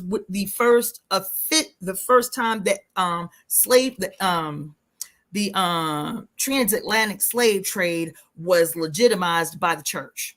Same year. 1518, the same year, Martin Luther nailed his thesis to the German Catholic Church, kicking off the Protestant Reformation of the church. Same year was when the dancing plague broke out in France. And for some known reason, still not explained today, more than 400 people died because something happened that looked like possession and literally had people dancing until they died. I talked about that Mother Phoenix vision of not too far back, about how there were millions of people all over the planet chanting "I can't breathe," chanting "I can't breathe, I can't breathe." At the same time. What was it? Not even 2 months after pandemic, after lockdown started. You understand? And we all walking around here for almost a year, the literal material personification of Oya and Babaluwaye, because Saturn is Babaluwaye, and Babaluwaye in Ifa tradition is the bringer of plague and pestilence. Babaluwaye, particularly smallpox, but Babaluwaye is the bringer of plague and pestilence. Oya is the bringer of the winds of radical change and transformation. But one particular Apataki says is that she will create diseases of the lungs to grow her army of the Agun, to grow the ancestors, which means to kill people. But if you don't know these stories through your lens, then the shit will sound foreign to you. But as soon as I started studying the Ifa, the Yoruba perspective on astrology, I was talking to you guys since before pandemic about what was coming down the pike. All you got to do is go way, way, way, way back to through my YouTube channel. And as early as like 2018, the date was January 12th of 2020. January 12th of 2020 was this major conjunction that had not happened since 1518. You can go way back into my YouTube channel. You'll find all them videos. Any of the videos on my YouTube channel, I think there are 7 or 8 of them about that specifically say America's first Pluto returns. Y'all need to watch those. I'm gonna probably have to rewatch them all too, because I did a gang of research and haven't been really revisiting that particular workshop, just reminding you all the time that we're in this Pluto return energy. But I was just thinking yesterday, I really got to go back and revisit it, because there was a lot of details in there that I spent a couple years studying before doing the workshop. I did a poll. I pulled tarot cards yesterday for the temple. So I pulled these tarot cards yesterday for the temple, and even the tarot cards was kicking my ass. I start doing this shit. I start with lightning. I start researching this Kamala Harris shit. Let me go back. It's not a coincidence that this announcement was made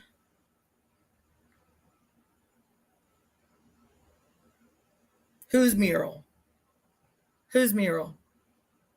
Nikki. Who y'all talking about?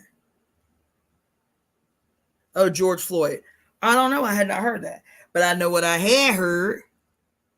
Multiple lightning strikes. Remember that old ugly Pope that resigned office a few years ago? They have multiple shots of St. Peter's Basilica being struck by lightning multiple times. I think they said, it was some astronomical number, like 38 times in one night after he announced that he was going to retire from his post, first Pope ever to resign his position. This was in, on my Facebook channel, I have this big picture as the banner, and the picture is of a dove and like a crow, right? Like a raven or a crow attacking the white dove. That's from this Pope. When he was doing every year on January 1st, he would do the big peace thing out the window and throw the doves out the window. This particular year, 2013, he throws the doves out the window. And just as he throws the doves out the window, two black birds and a gray pelican attack the white doves and bring the white doves to the ground. And that was like the shot heard around the world. Everybody was freaking out. They were like, oh my God, it's a bad omen. What the fuck, right? That was the last time that ceremony was ever done in 2013. The peace doves out the window of the Vatican. That was the last time it ever happened. And then in that same year, come December, he makes the announcement that he is resigning his post as Pope. And within 3 days of him resigning his post, there are pictures coming from all over the world where lightning strikes right on the top of St. Peter's Basilica. Multiple, like 30, I think the number was 38 or something. 38 lightning strikes within the 3 days that he announced his position. Right on top of St. Peter's Basilica. That same year, this photographer got an image that I love so much of a lightning strike right on top of the head of the Jesus statue in Brazil, the big giant Jesus statue. He got a perfect, beautiful picture of a lightning strike coming down on the top of Jesus' head, on top of that goddamn mountain. Yeah. That's what it means when she says see. That's what it means when she says see. So anyway, I did a pull. Now I'm gonna tell you, I'm not gonna read the results of the temple read of the temple pull. This is the temple pull from last night. I'm gonna have to start doing special videos. So if you want to do special videos, and that's what I have promised. Yes, baby, Jemiah, watching God die in real time. Thank you so much for that. I love you for it. Yes, I love it. I love it when I know y'all listening. I love that. Yeah. So I'm not Java Watson. I show the fuck ain't. I have to figure out a way for people to start becoming members of my shit. So what I am going to do is I have the poll, because y'all know my reads for the temple be long. You feel me? I pulled 9 cards for the temple last night. And so what I'm going to do, today is Monday, so probably Wednesday. Wednesday, I will give you guys the temple read, but I am going to do a private. That's what I think I'm going to do. I'm going to do a private session of the read for the temple for those who become members of my channel. That's what I'm going to start doing. Because I give y'all a lot. I do. I give y'all a lot. I go back and just look at the last videos I've done over the last 2 weeks.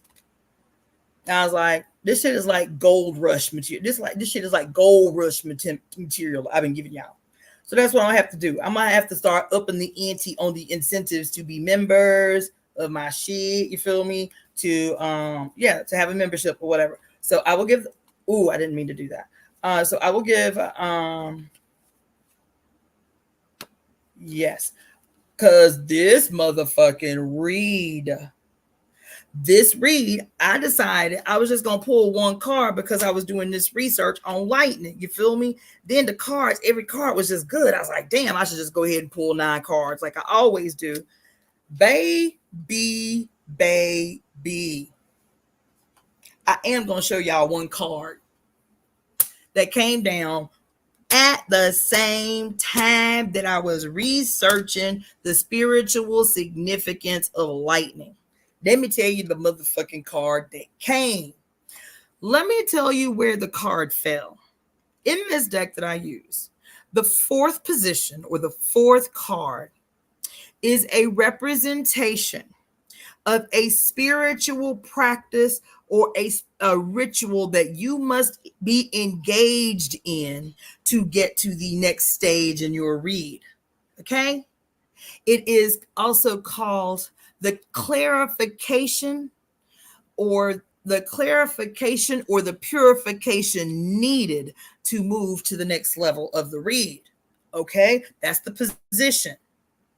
Now let me show you what the fucking card was in this position that requires clarification, ritualistic purification before you can get to the next level, bitches. The pierced shield, which is the Tower card in the traditional deck. Do you see the image on this pierced shield? The eagle rising up, the phoenix behind the eagle rising up from the flames as lightning is striking the shield. Do you see this card? As I'm researching fucking lightning in its spiritual and occult meaning, this card, the number 16 card, the number 16 is about to be significant too. This card fell while I was doing this research. It ain't the only one that was ass kicking as all the fuck hell. It wasn't the only one. This card was a read, y'all. This card was a read. You understand what I'm saying? So then, let me tell you. So studying lightning last night. Let me tell you what else happened with this motherfucking card. So I'm researching y'all, I'm getting goosebumps telling y'all this shit. Let me tell you what happened with this goddamn card last night. As I am researching the spiritual significance of lightning, I am running out of room on the page that I started writing my notes on. See, I was running out of room. You see these black notes here? I ran out of room. I was like, damn, I don't want to mess up these notes. These notes were from a year and 2 months ago. When I went to my mother's house, I told y'all my mom had been diagnosed with cancer. I was going for a month or so to help her. And these notes right here, 1 page of notes, was from a year and 2 months ago when I went to church with my mama. And that was the first time I set foot in church in an age. You feel me? These were the notes that I took from the sermon that the preacher did the first time I had been in church in an age. I'm sitting there with my mama. You feel me? Let me tell you, as I'm taking notes about fucking the spiritual meaning and significance of lightning on pages that just happen to be empty, and I was like, damn, I done ran into some pages that's old. You feel me? Let me tell you what the fuck. But I went back over the notes from a year and 2 months ago. I was like, well, let me see what the preacher was talking about that I thought was so important to take notes in the church.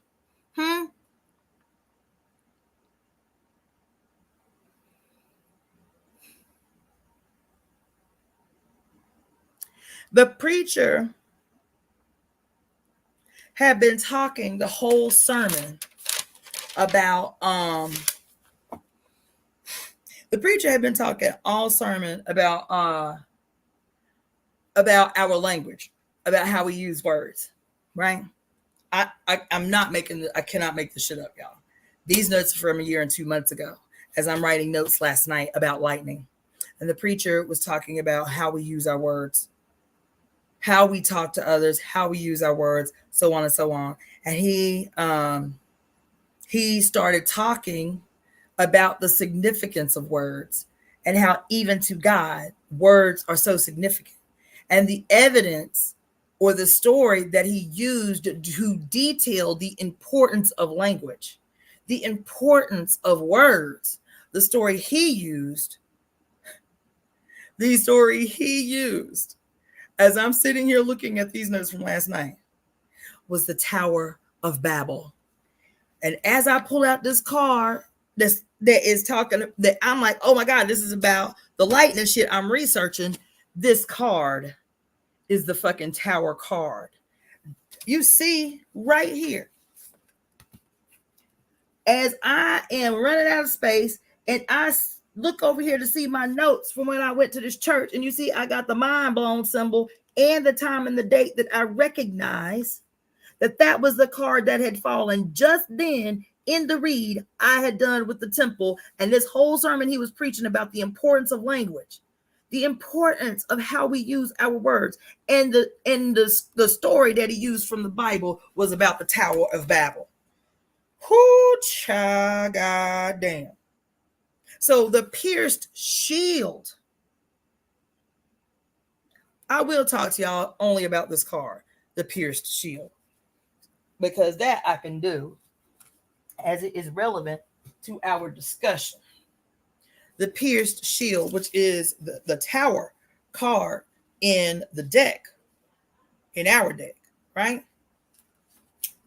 The pierced shield is about revolution, y'all. That's the name of the card in this deck. It's called the Revolution card. Who are the two forces that are the personification of revolution? Pluto in Aquarius, which is doing their dance right now. Pluto is retrograde in Aquarius right now.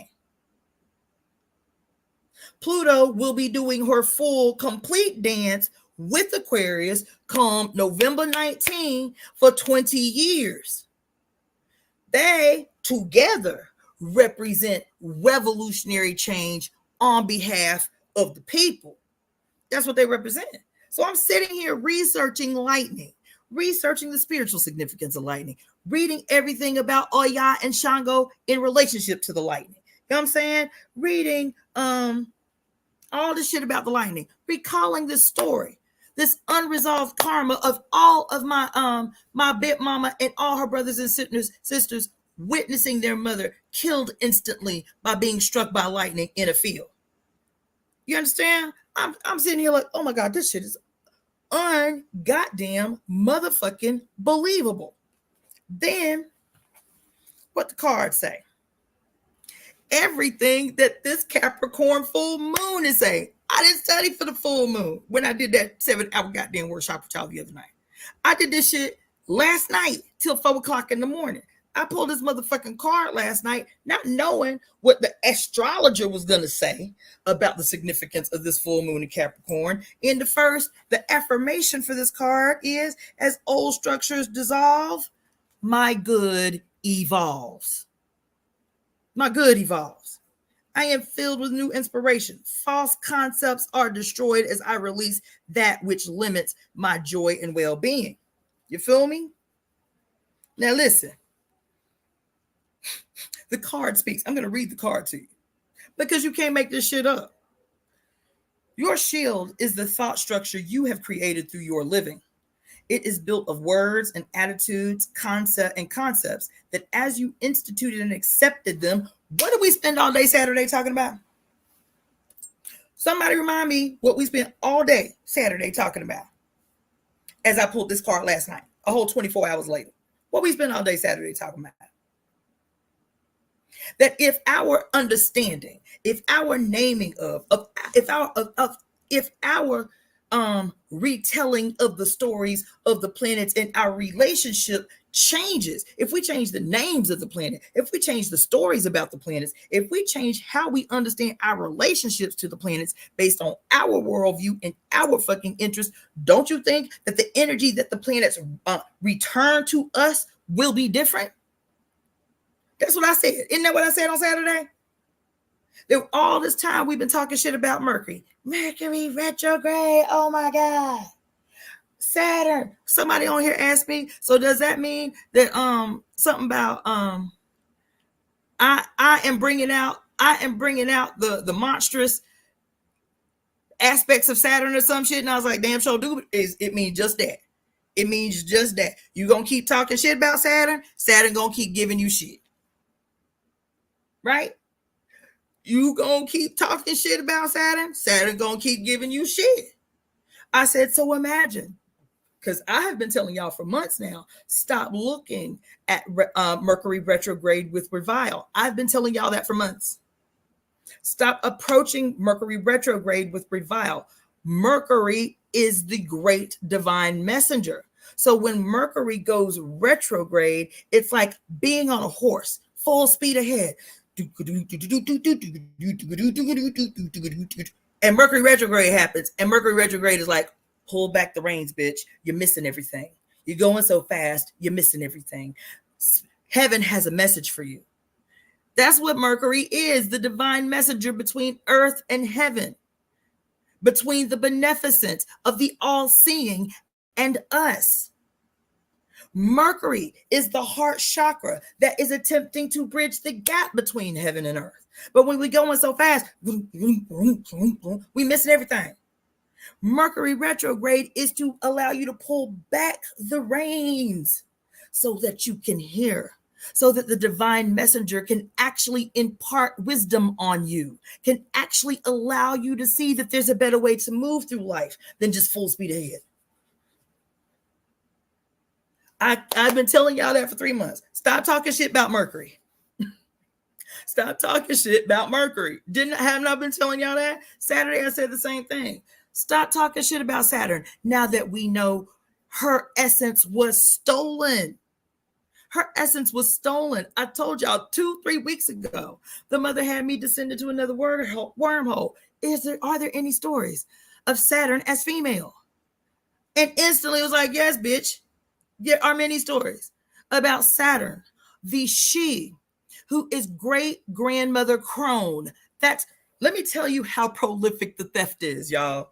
I have got chills everywhere because I had never heard the story about Saturn as the great grandmother crone, the fate who owns and defines time, the great grandmother crone, Saturn. How about we call it Saturn now? Does anybody know what Saturn's Greek male name was before it became Roman Saturn? Does anybody know? Does anybody know what Saturn was called by the Greeks before they were conquered by the Romans and the Romans named it Saturn? Anybody know? Y'all know. Thank you. Who is that? What is that? Real life guidance? Chronos. I just read a story about the pre-patriarchal name of Saturn being great grandmother crone. Is that in plain sight or what? Chronos, crone. I just told y'all that. So let's go back to the pierced shield. I had to stop there for a minute. Now think about what I just said. Your shield is made up of your thoughts, beliefs, worldviews created through your living. It is built of your attitudes and the concepts that as you instituted and accepted them without question, serve to protect your inner being. But there comes a time when old patterns and old beliefs and old attitudes for your own good must be broken. The broken shield, the pierced shield. I come I come to destroy that which is no longer useful to you. See, what do you hear all these spiritualists saying? I relinquish what no longer serves me. I let go of what no longer serves me. Y'all motherfuckers is scared to go to war. Y'all scared to do battle. So everything is love and light. I just relinquish my control. I release control. I release that which does not serve me. As if that does not serve you haven't been kicking your ass and wreaking havoc in your motherfucking life. This card right here say, boo, this is not the time for peaceful relinquishing of that does not serve. This card right here that I pulled right in the middle of a deep dive about the significance of lightning. And I'm still superficial with y'all right now. I'm still skating the surface right now. We ain't even broke the surface of the deep yet right now. Listen to what the cards say. The cards say all that shit that you have accepted. Beliefs, systems, words, ideas, concepts that you have instituted into your flesh. What did I tell y'all yesterday? When the synaptic activity consecrated by fucking lightning, by sparks of light, when them two synapses come together and that spark of light creates an idea that becomes hardwired. What does it mean when it becomes hardwired? It becomes a part of your flesh, bitch. It changes your behavior. It changes your flesh. Do you understand? This shit right here say, look, all that shit, accepted ideas, accepted words. That's what this book say. Words.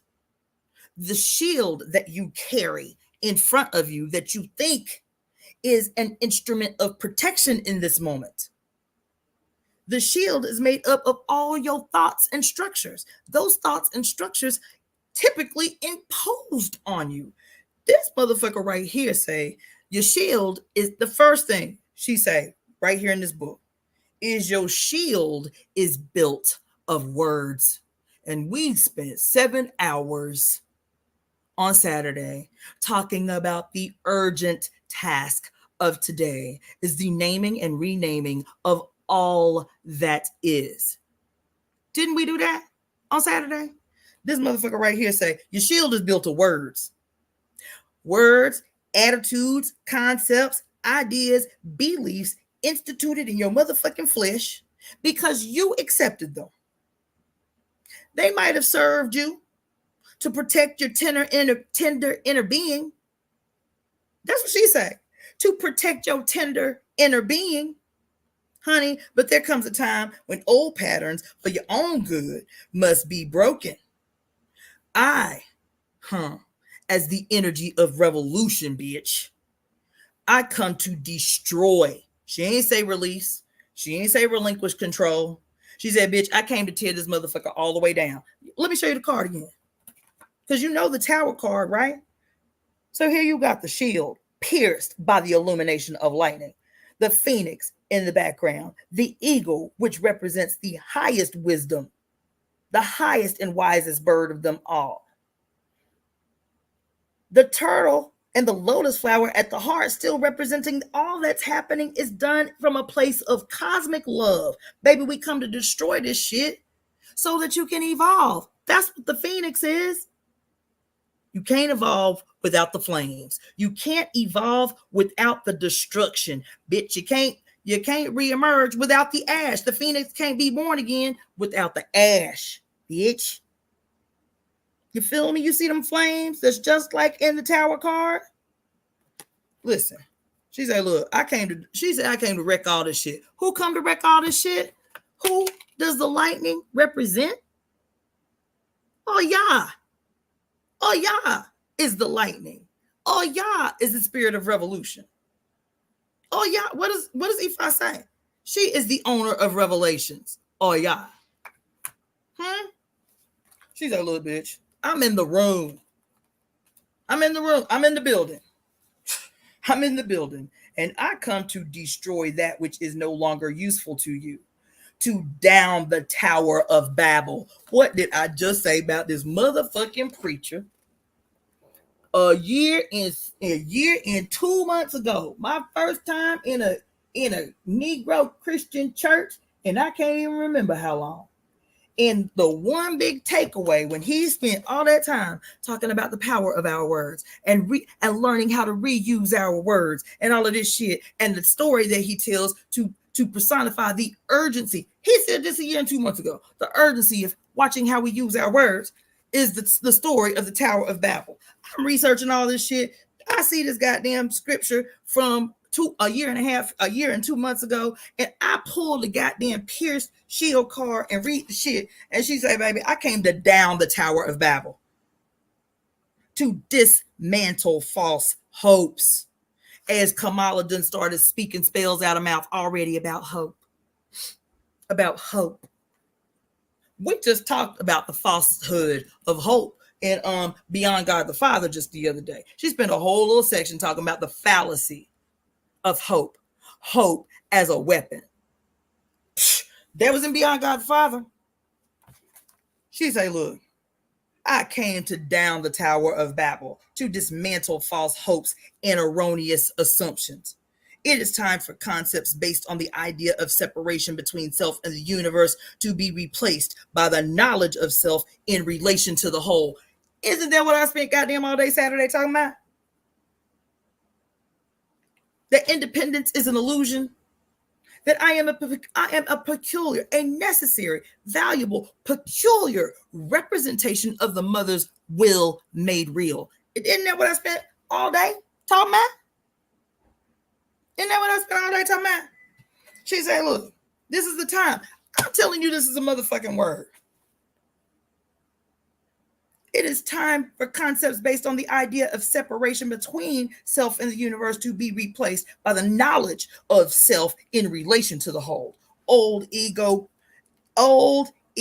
purposes are revealed and knocked down. Didn't I talk about that? When I told y'all the story of Shango and Oya and how he had to slay his motherfucking ego before he could become God again? Didn't I tell y'all that? Here's she doing the whole sermon.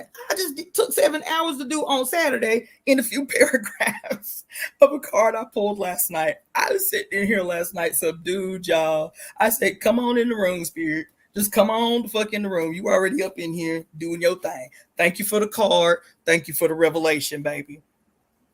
This whole shit I told, every goddamn thing I told y'all on Saturday is right here in 3 paragraphs in this one card. You feel me? She's saying, the old ego purposes are revealed and knocked the fuck down. There is realization of greater cosmic will.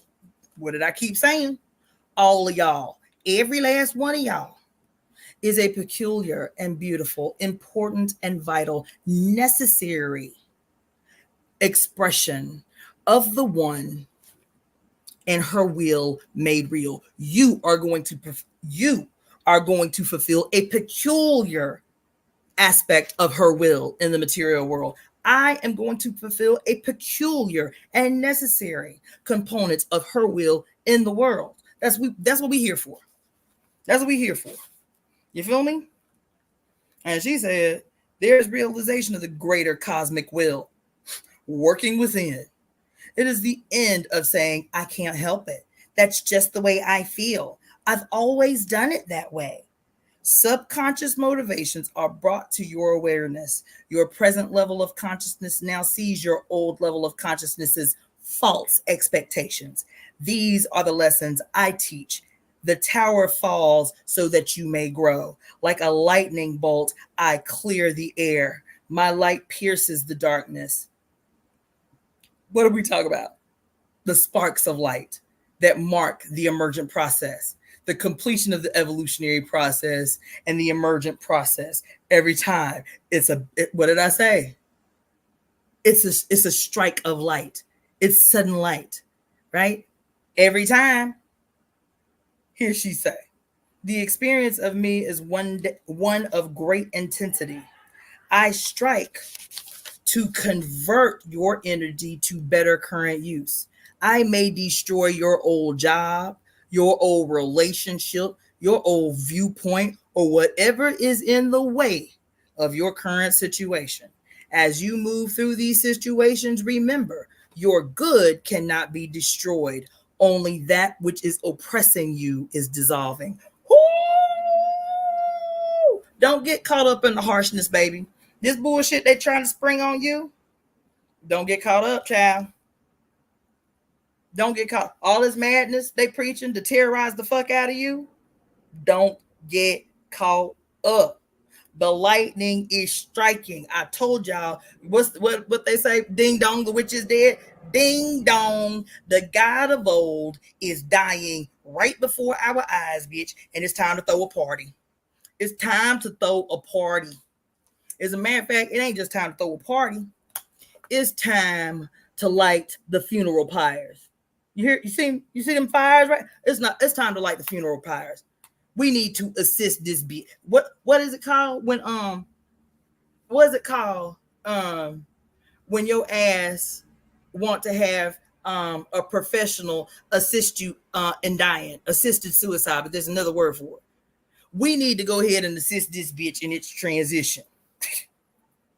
We need to go ahead, light the funeral pyres, and assist this bitch on its inevitable transition. We need to help it the fuck up out of here. She says, so as you move through these situations that may seem hard, this is a hard ass line, because so many of us, I talk to y'all about it all the time. I'm tired of putting my hands on people. It's a paradox. I love what I do, but I know that limits me right now. There is more that I need to be doing that is here. There's too much here, and I'm not giving enough of that. I'm not teaching as often as I should be. I'm not teaching as much as I should be. But I have to be freed up in order to do that. You feel me?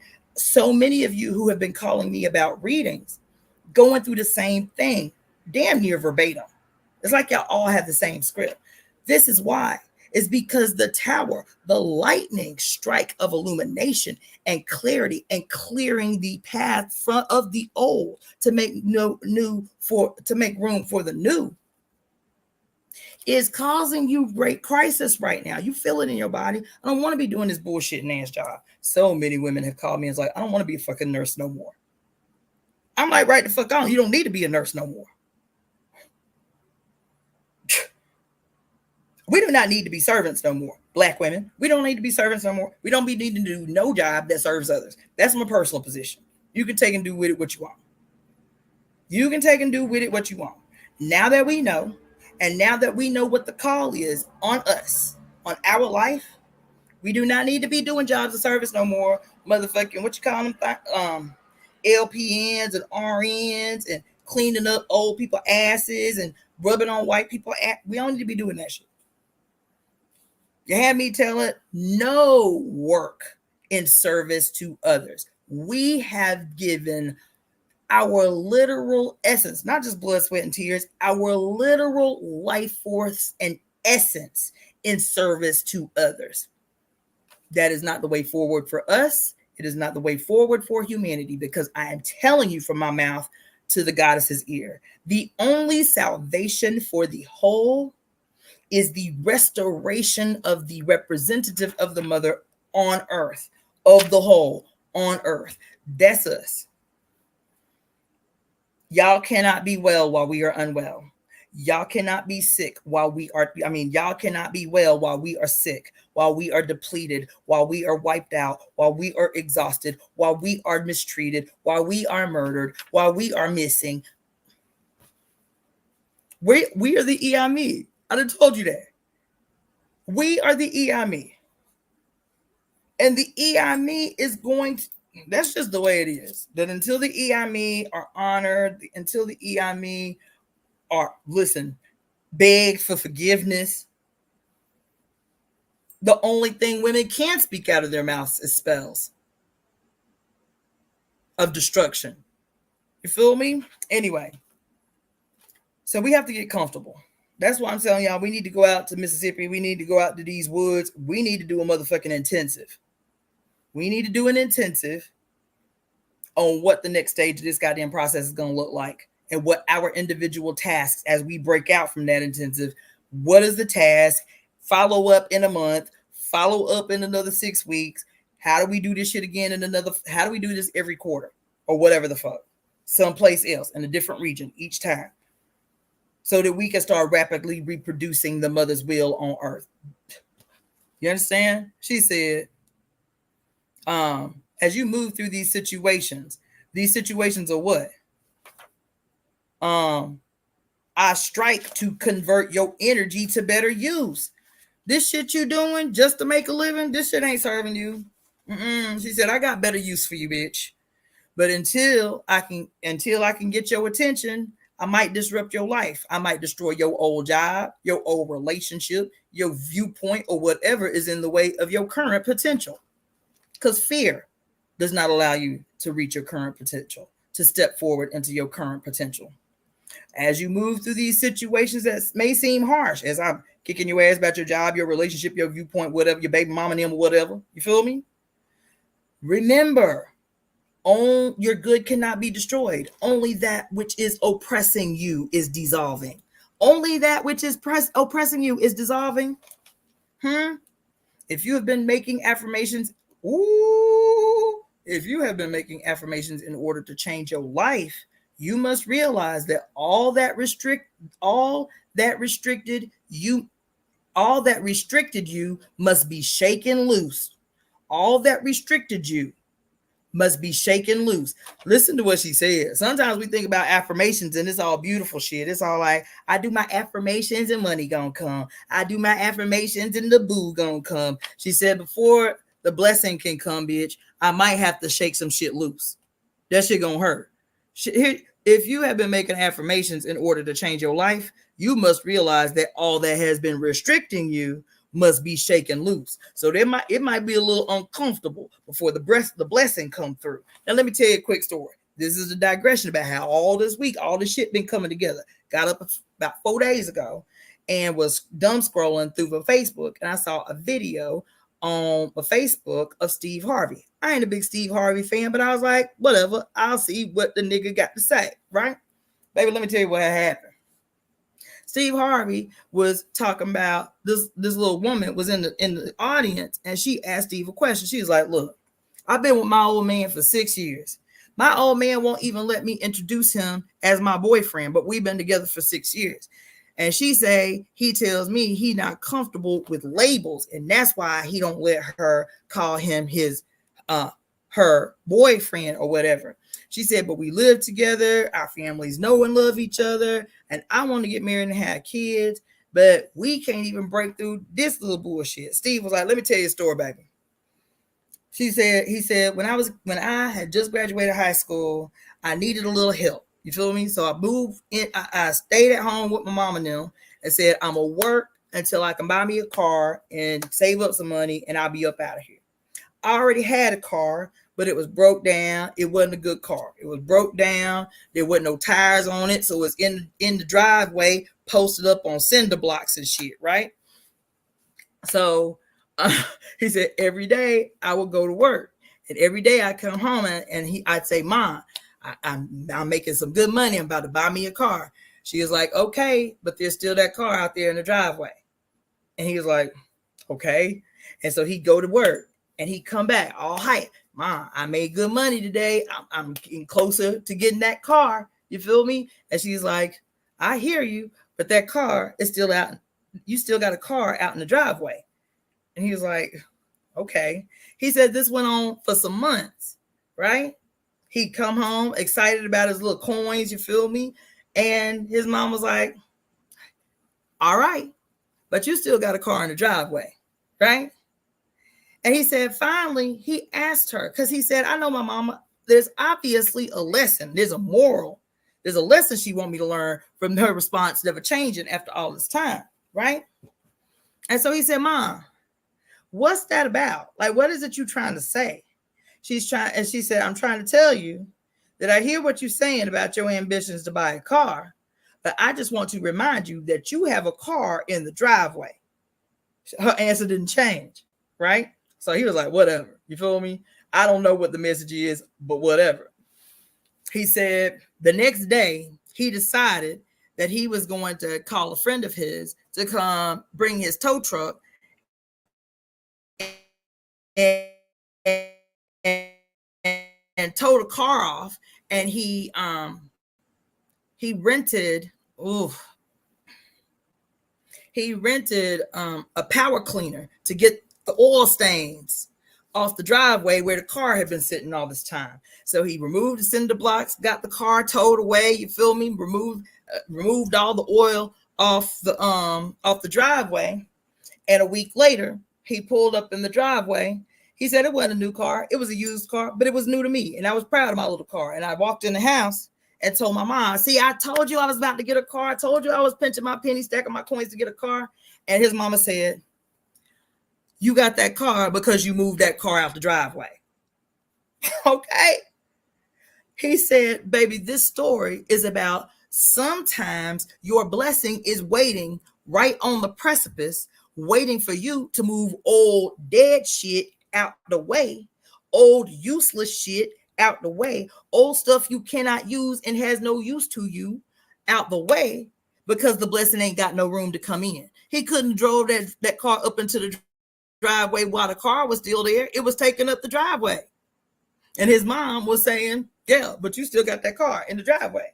The moral of the story that she was trying to impart on her son that he got in his old age was move the dead shit out the way. You move the purposeless shit out the way to make room. When you move the shit out the way that's blocking your blessings, the energy just emanates to welcome in that what you've been praying for. So she say here, in order for your affirmations to be fulfilled, I may have to move some stuff out the way that's been restricting your movement in the first place. That's been restricting you in the first place, right? That happened. And so I heard this thing from Steve Harvey. Didn't know nothing about the Capricorn full moon. Did this deep dive last night. Still wasn't about the full moon last night. You feel me? Pulled this card and it affirmed what Steve Harvey said 4 days ago when I woke up dumb scrolling. You feel me? And then I'm listening to this girl a couple hours before I came up on here, and she was like, "Baby, this ain't just about clearing up your karma, clearing up your karma, clearing up the collective karma since we've been up in here since 2008, but also your family karma." You feel me? And she said it ain't just that neither. She said if you got clutter in your house, you need to give some shit away. You don't need to sell it. You need to give it away. She said the blessing is in the giving away, the giving of that which you are no longer thankful for to someone who can experience gratitude for it.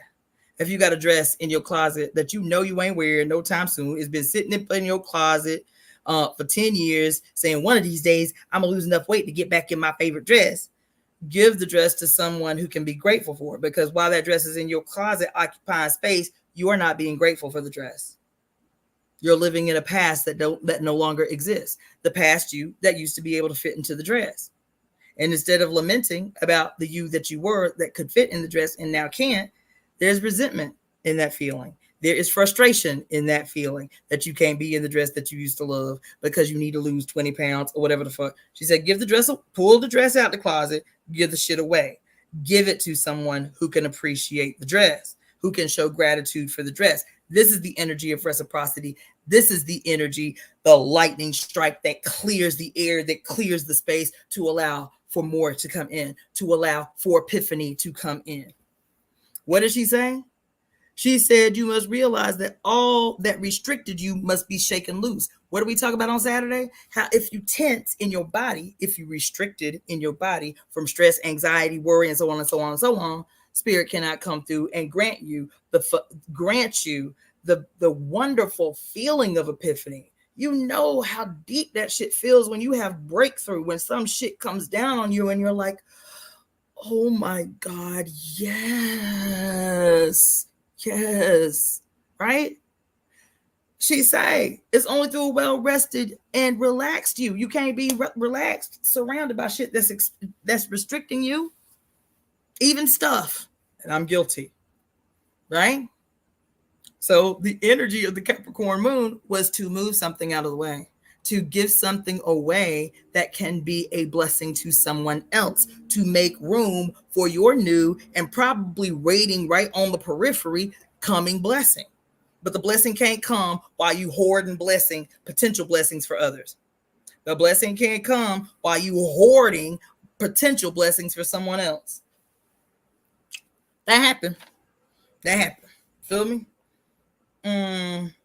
Remember too that whether you consciously affirm change or not, every thought affirms a reality. It is the one you want to reinforce. Is it the one you want to reinforce? You constantly create your life through your use of the unseen forces of thought and image. Through the elimination of those concepts that limit your good, your energy is released to serve the whole. The whole, right?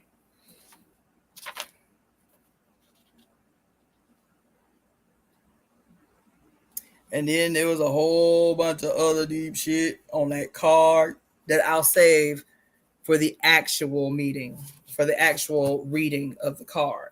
Okay? The reading of the temple. Let's move on because I still got a lot to cover and it's already been 2 hours. So then I started researching Zeus. This is going to have to be a discussion for another day, but it's significant. So while Oya is the revolutionary, Oya is a beneficent planet. All she is interested is removing the. She's the guardian of justice. She's the revolutionary, right? She helps assist the ancestors. You know what I'm saying? Like all of these wonderful, wonderful things.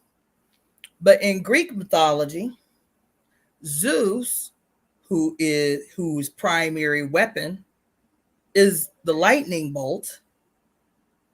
But it says that his lightning bolt is not used for illumination, is not used for breakthrough and epiphany, is not used to clear the air of the old, it's not used for any beneficent reason whatsoever.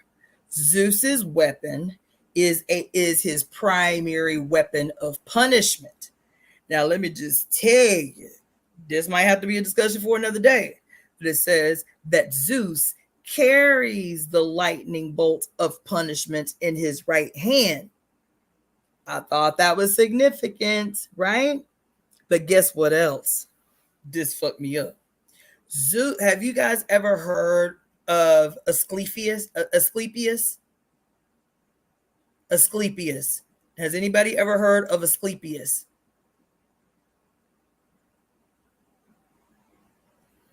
Yes, no, maybe so, kind of perhaps. Anybody ever heard of Asclepius?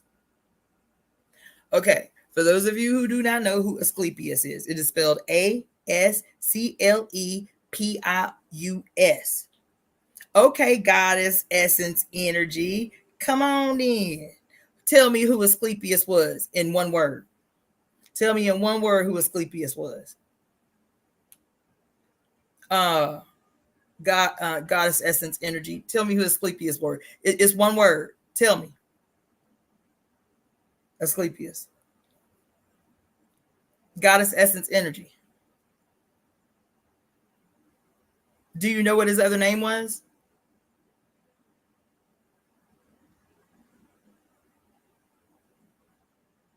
Goddess, essence, energy. Do you know what his name was? His other name was? Yes, it is. Yes, keep coming. What's one word? His other name is one word that everybody else will know instantly. Do you know?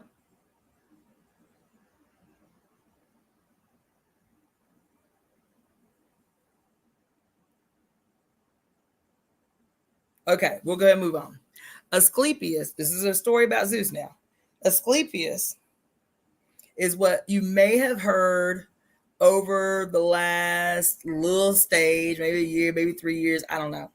But Asclepius is actually the 13th constellation. So there's been all this talk over the last couple of years. Did you know there was a 13th astrological sign?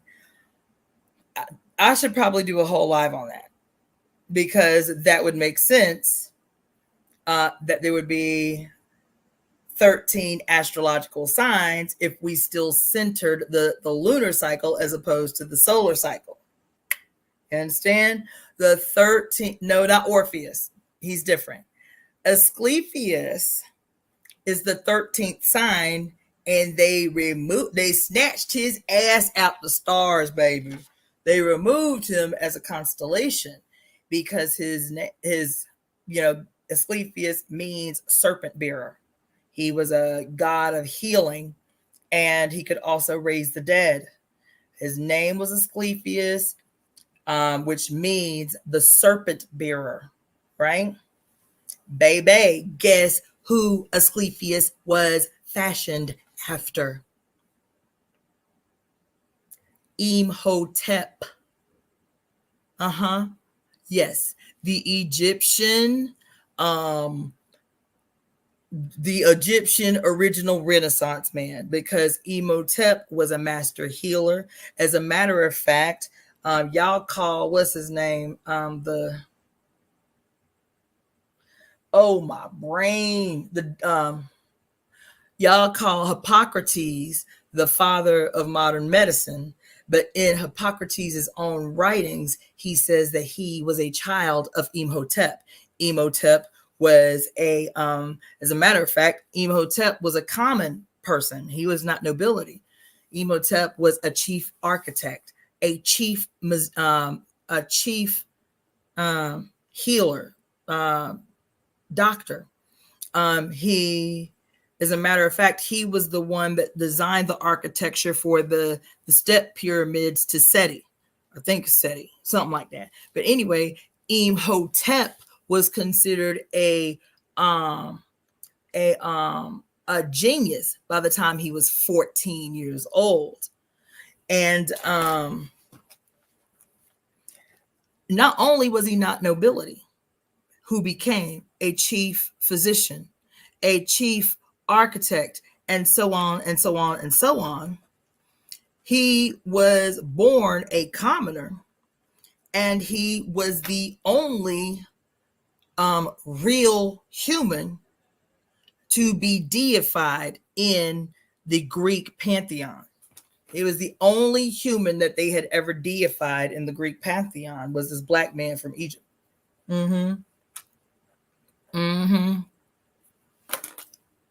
Right? So anyway, the story of Zeus. Now you know that Asclepius was fashioned after the master architect known as Imhotep, who had been deified after his transition. The Greeks deified him, right? This black man, as the 13th constellation. Then there is a story that Zeus took his weapon of punishment and murdered Asclepius because of his ability to heal humans and raise them from the dead. He was like, oh no, we can't have none of that. We can't have this nigga raising people from the dead and healing bitches. Like, people have to be fearful for their life. We can't have nobody running around just healing people and raising motherfuckers from the dead. So Zeus proceeds to kill Asclepius and wipe him out the heavens. That's a hell of a story. I'm sure it's significant, but the thing that stood out was how in this Greco-Roman personification of who is Zeus, Zeus is the planet Jupiter. So these anthropomorphications, these stories about Zeus's movement and behavior in the world and so on and so forth. Hades is Pluto. Hades is the Greek name for the planet Pluto. Hades became Pluto after the Romans conquered the Greeks. So that planet used to be known as Hades. Now it's known as Pluto because the Romans are the guiding authority of the world. You feel me? But anyway, Zeus is the planet Jupiter. So Jupiter, what do astrologers call Jupiter? They call Jupiter the great benefic, multiplying blessings tenfold.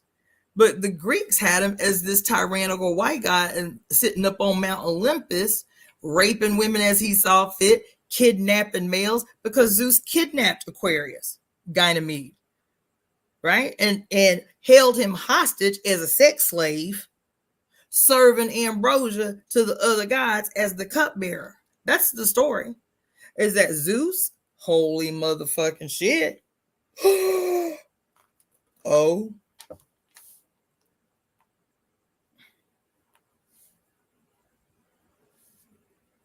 That's why we have to learn astrology.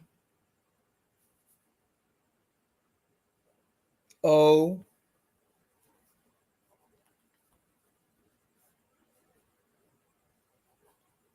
Oh. Shit. Listen, Zeus, right? Sitting up on high, seeing bitches bathe in the river, seeing people minding their own motherfucking business. He like, bitch, I'm God. And I want some pussy. So I'm going to turn into a swan, or I'm going to turn into the whatever the fuck and just take what I want, because I can do that because I'm God. So every story you hear is about Zeus turning into some animal, raping motherfuckers to and fro. That's every story.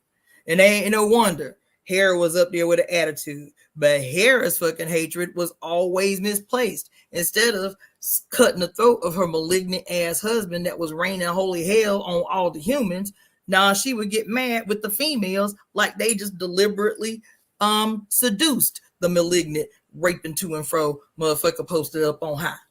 So Hera was the malignant bitch with fully internalized misogyny and hatred towards women. You understand? So anyway, Zeus, baby, it didn't occur to me until just now while I'm talking to y'all about motherfucking the shield and lightning strikes and the importance of naming and renaming everything before you can evolve.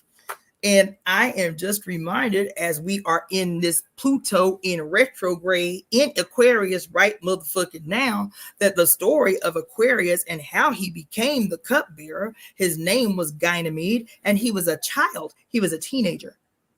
He was a child doing work, minding his own business in the field. And Zeus was like, that's a pretty motherfucker. I think I want to own him. He's so beautiful. I want to own him. I want him to be mine. And so Zeus,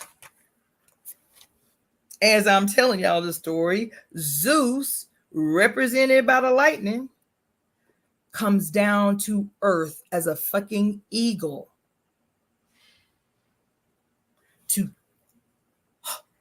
to kidnap Ganymede and take him into heaven to be his personal sex slave and to serve and to be the cupbearer for all the gods. And here just now is the lightning strike and the striking at the eagle. You see that? Striking at the eagle.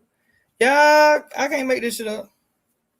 Ganymede was kidnapped by a malignant ass father god in the sky who thought the young boy was sexy, and instead, and that's it, thought he was sexy. And because I'm the god on high, it's what the fuck I say. It's just what the fuck I say. And so if I want to, kidnap children, turn them into sex slaves and servants for the rest of the gods, I can do that. And at least nobody will feel bad about it, because at least, even though he's a slave and shit, at least I'll put him in the heavens to remind everybody about how beautiful he is. That's what happened. He turned himself into an eagle to kidnap this child. And here, this card we just read, and I didn't even see it till just now. And I wrote this shit last night. That Zeus represents malignant. It says right here, the weapon of lightning in Zeus's right hand is a weapon of punishment. And he decides who deserves to be punished. So the reason that he punished Asclepius was because this motherfucker he loved humans, and he knew how to rescue you. He knew how to heal you, and he knew how to raise you from the dead. And Zeus was like, abso-fucking-lutely not. And took his lightning bolt and murdered Asclepius and wiped his memory from the heavens. Literally wiped his memory from the heavens. And I said, for Oya, to wield lightning is the epitome of supremacy. That's according to her use of the lightning. He uses it to terrorize. He uses it to murder. He uses it to punish the innocent. He uses to wield, what did we talk about Saturday? Unbridled, ungrounded, disconnected from the mother, malignant, maniacal power. That's what lightning in his hands represents. In the mother's hands, in Oya's hands. And I'll tell y'all something from Shango too. They came up this week before this reading about Shango too. This came up in somebody else's reading. But it says here, in the hands of Oya, it is the epitome of supremacy. And supremacy in the hands of Oya translates to what? What this card is called. What the name of this card is on in terms of its energy. The revolution card. That's what I told y'all. It's the revolution card. You understand? Now let me show you what I read this sister about Shango. I wrote this 15 years ago in this book, 15 years ago, taking notes about Shango. Hold on. Because this is going to fuck y'all up. I just referred to this just the other day when I was doing the sister's reading. I was like, damn, I forgot about that. That shit need to be on a shirt. Hold on. Here it is. Here it is. Here it is. Look, first of all, let me just show you these notes. So it wasn't nothing. I know it was in here, but it was like, you see these notes? I had to wade through all these notes to remember what I wrote in this book about Shango 15 years ago. Listen what it said. The most common manifestation of fear is the fear of change. What is this card talking about? What is this card talking about? I just read this in another sister's reading this week. What was it, Wednesday? This card falls down on this day as I'm researching lightning and Oya and Zeus and shit, right? The most common manifestation of fear is the fear of change. That's why this card said, we still hold on to the fear of change. So I'm going to have to shake this shit loose. I'm going to have to force your job. I'm going to have to force you to quit your job. I'm going to have to force you to dump that bum ass motherfucker who been leeching life off you because y'all are afraid, terrified of change. The most common manifestation of fear is the fear of change. The only antidote to fear is courage. You heard? The only antidote to fear is courage. So Shango is invoked. Transformation can only occur. Listen, y'all. Transformation can only occur through a direct confrontation with the world.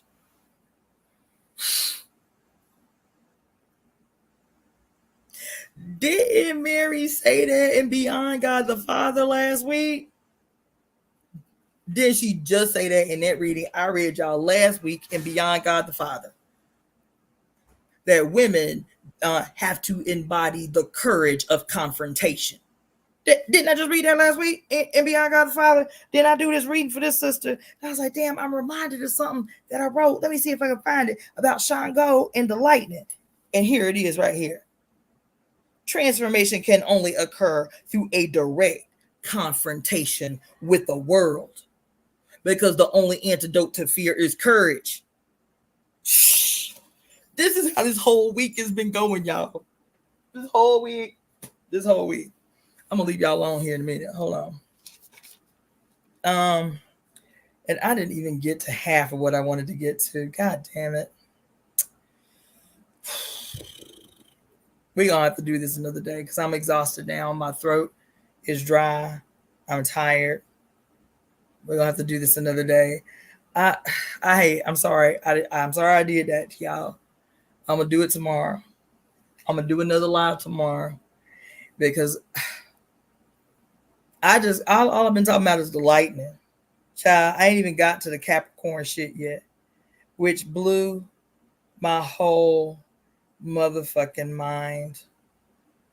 This deep dive into Capricorn, this deep dive into Saturn that started with the mother saying 3 weeks ago, baby, stop talking shit about Saturn.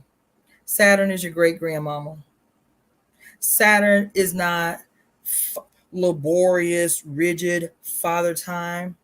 Saturn, like your great primordial mother, is vying on your behalf. And this is what that looks like. And when I tell you that my mind continues to be blown about what came through last night about Saturn and Capricorn, y'all, Remember, I've been telling y'all jokes and shit, but not so much about. As a matter of fact, I think I said it on Saturday. I think I said it on Saturday about I started my, at least I launched my podcast the other night, but I've been thinking about 3 shows that I would like to do. So I don't know if I have to do separate accounts or whatever. Oh, I'm gonna have to check that out. I don't know that song by Stevie Wonder. How do I not know that? And I love him so much. But anyway, I was telling y'all the other night that one of the shows that I would like to do, but I have to find out like what the rules are on Patreon, because I want to do an audio show called what? I wrote it down the other day too. Hold on, because I thought the name was dope. Y'all can give me feed. Oh yeah, that was it. So I'm thinking about doing a show, just like just audio, no visuals, called resurrecting sacred sexuality. But as the show, I want to tell goddess-centered, enlightened humans, under the goddess, in a world where patriarchy is no more and oppression is no more. I want to tell erotica from a perspective of how I envision human sexuality will be transformed once patriarchy is no more and once human oppression no longer exists. Like erotica, like real erotica, but like very future forward, like very visionary type of shit, right? And so I started researching Capricorn last night, and we always think of Capricorn as Father Time, some old laborious motherfucker making church institutions last longer than they supposed to, or whatever. Saturn,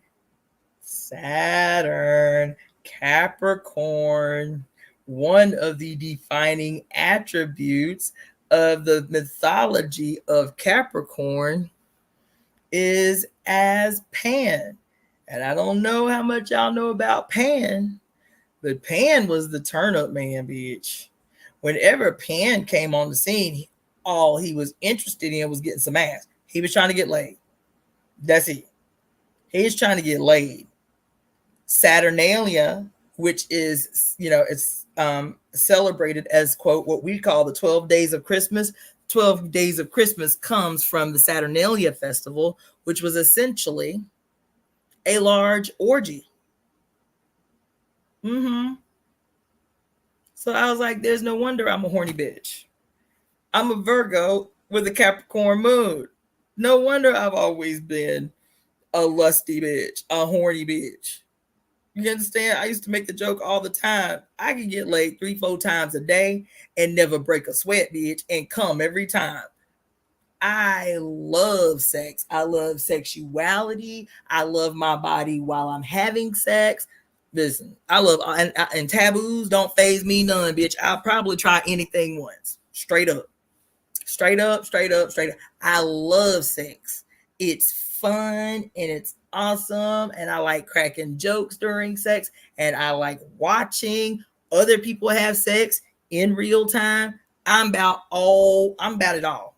Bad at all. And I was like, damn, there's something wrong with me. I used to think that when I was a kid. This is my moon shit.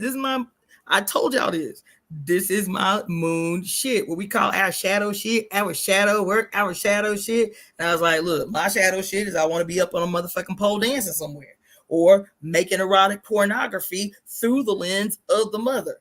You understand? I've been telling y'all that for a motherfucking year. Like, I always saw myself involved in some way in sex industry, not just having sex, you feel me? But like being fully engaged in sex industry, because there's nothing out there anywhere to me that represents a healthy expression of two whole humans entering into extremely sexy, non-corny, explorative, even like taboo-esque sex,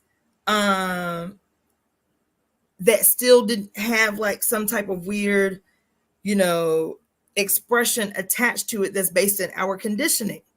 I was like, I want to do that because it don't exist. I've looked.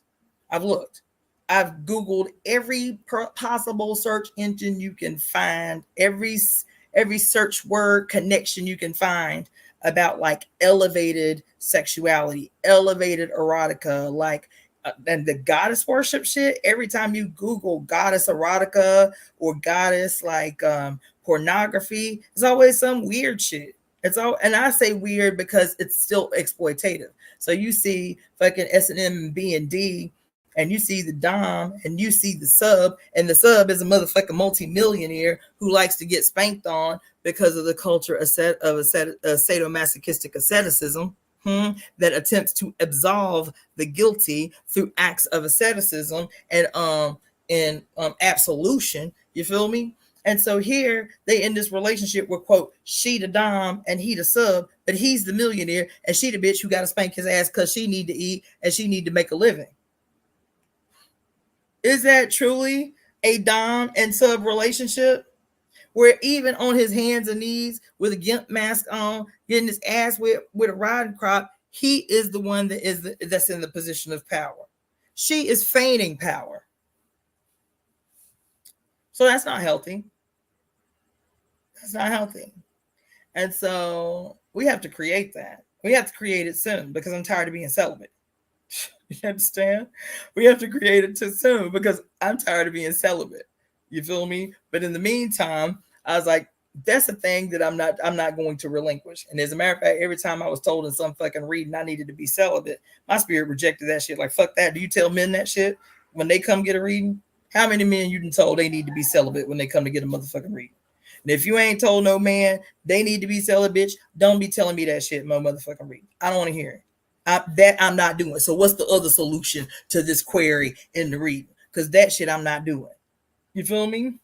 And I'm seeing this a lot. I'm hearing this a lot. A lot of women are like, I'm celibate, and I have a problem with that. I understand why they've done it. I understand why they do it. But I spent a whole fucking 3 weeks telling you that the origin of asceticism, extreme acts of self-denial, are patriarchal at their root, at their essence. So I get it functionally why we have to do it, because I'm currently doing it too. But it is against my will that I'm celibate. It is against my desires that I'm celibate. It's because motherfuckers don't know how to lay right here because everybody out here hate women. I digress. I started reading about my Capricorn moon, who I have been in a boxing match with my whole life. And my Capricorn moon said, I told you I've been here the whole time, bitch. You keep lamenting about wanting to do sex work, healthy, whole human, goddess-centered sex work. And here, right in your motherfucking stars, right in your motherfucking birth chart, from day one, explained in real time why you are so drawn, not only to sex, but to explorative sex, to communal sex. I've never been in an orgy, but I would like to participate in an orgy. That shit seemed dope. Feel me? But like sex as worship, sex as what did he say? Sex and music, because also Pan is the governor. He's always vision playing flute, right? So I'm not gonna go into it that long. I'm thirsty and stuff, and I'm tired. But and this walk I did with that damn Capricorn moon is out fucking outrageous. Just sitting here rereading it. So outrageous. Let me see a couple of y'all comment. Oh, I've been making jewelry all day since I got up at 8, literally making jewelry, trying to fill jewelry orders. But I started making new notebooks today, my new journals that I sell on my Etsy store. So I'm gonna have to post this because this is the first one I've made, and I think I have enough fabric to only make like maybe 5 more. So if you want one, you better get it while the getting's good, because it's so hard to find peacock fucking fabric. But this is the most recent journal I made. Isn't that so cute? I'm just saying. Yeah. This one mine. That I got a bad habit of doing that. One for everybody else, one for me. One for everybody else, one for me. That's everything I damn make. I'm like, ooh, I need to keep one of these. But this is my newest peacock journal. I just made it before getting up on the call. So there you go. That's Ocean right there too, just for y'all who don't. Now this fabric, I'm telling you, it's so hard to find peacock fabric. So I bought all the fabric that I saw this day, but it's still only going to give me enough to maybe make 5 more journals. So if you want one, go to my Etsy store, which is www.DaughterOfTheFates.etsy.com. And now I'm going to go because I'm tired and I'm thirsty and shit. Okay, let me read through some of these Is that where pansexual comes from? I'm not sure. Yes, sex is an honorary exchange. Sex is worship. Blah, blah, blah, blah. I told y'all I hate labels. I think the destroying of labels is one of the tasks in this period.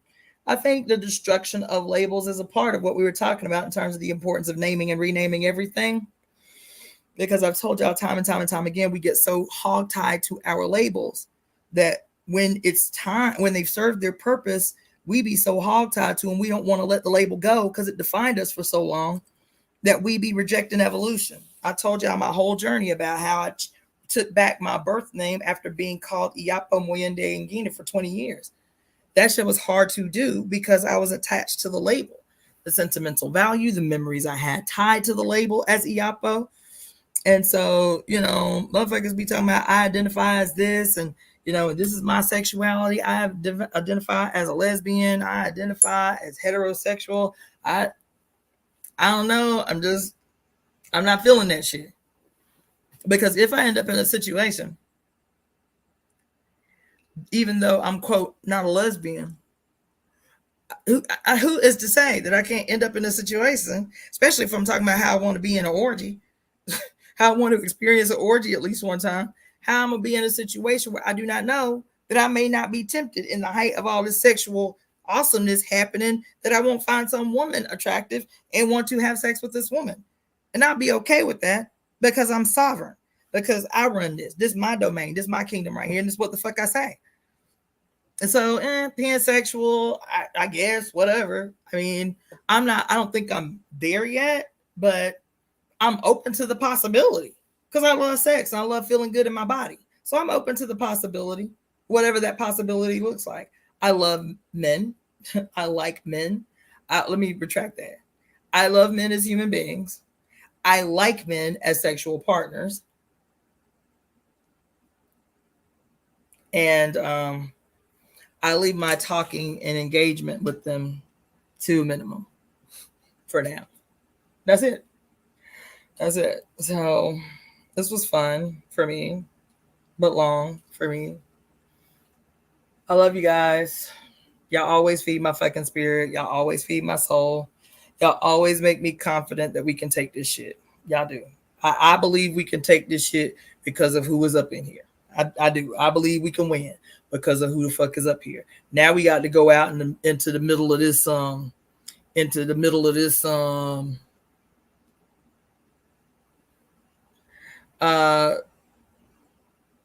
we got to go out here into the middle.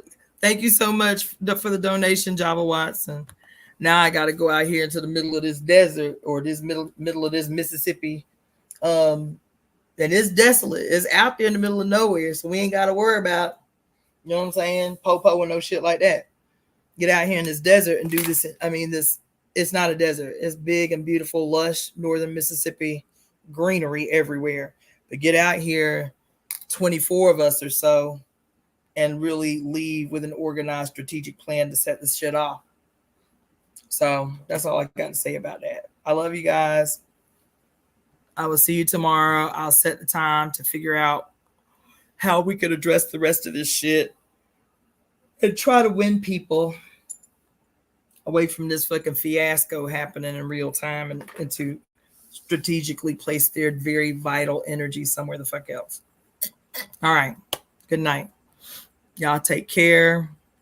This full moon, baby. We all up in it. We gonna be up in it until January 25th of 2025. So it ain't too late to get your full moon reading. I just spent a whole damn hour talking about how magnanimous this shit was, the temple read in the middle of studying, and how it wasn't just the Pierce Tower card or whatever. The whole spread was out of sight. I was like, God motherfucking damn. So I'll probably give that to y'all on Wednesday. In the meantime, I'm about my eyelids is being held open by toothpicks. I'll talk to y'all later.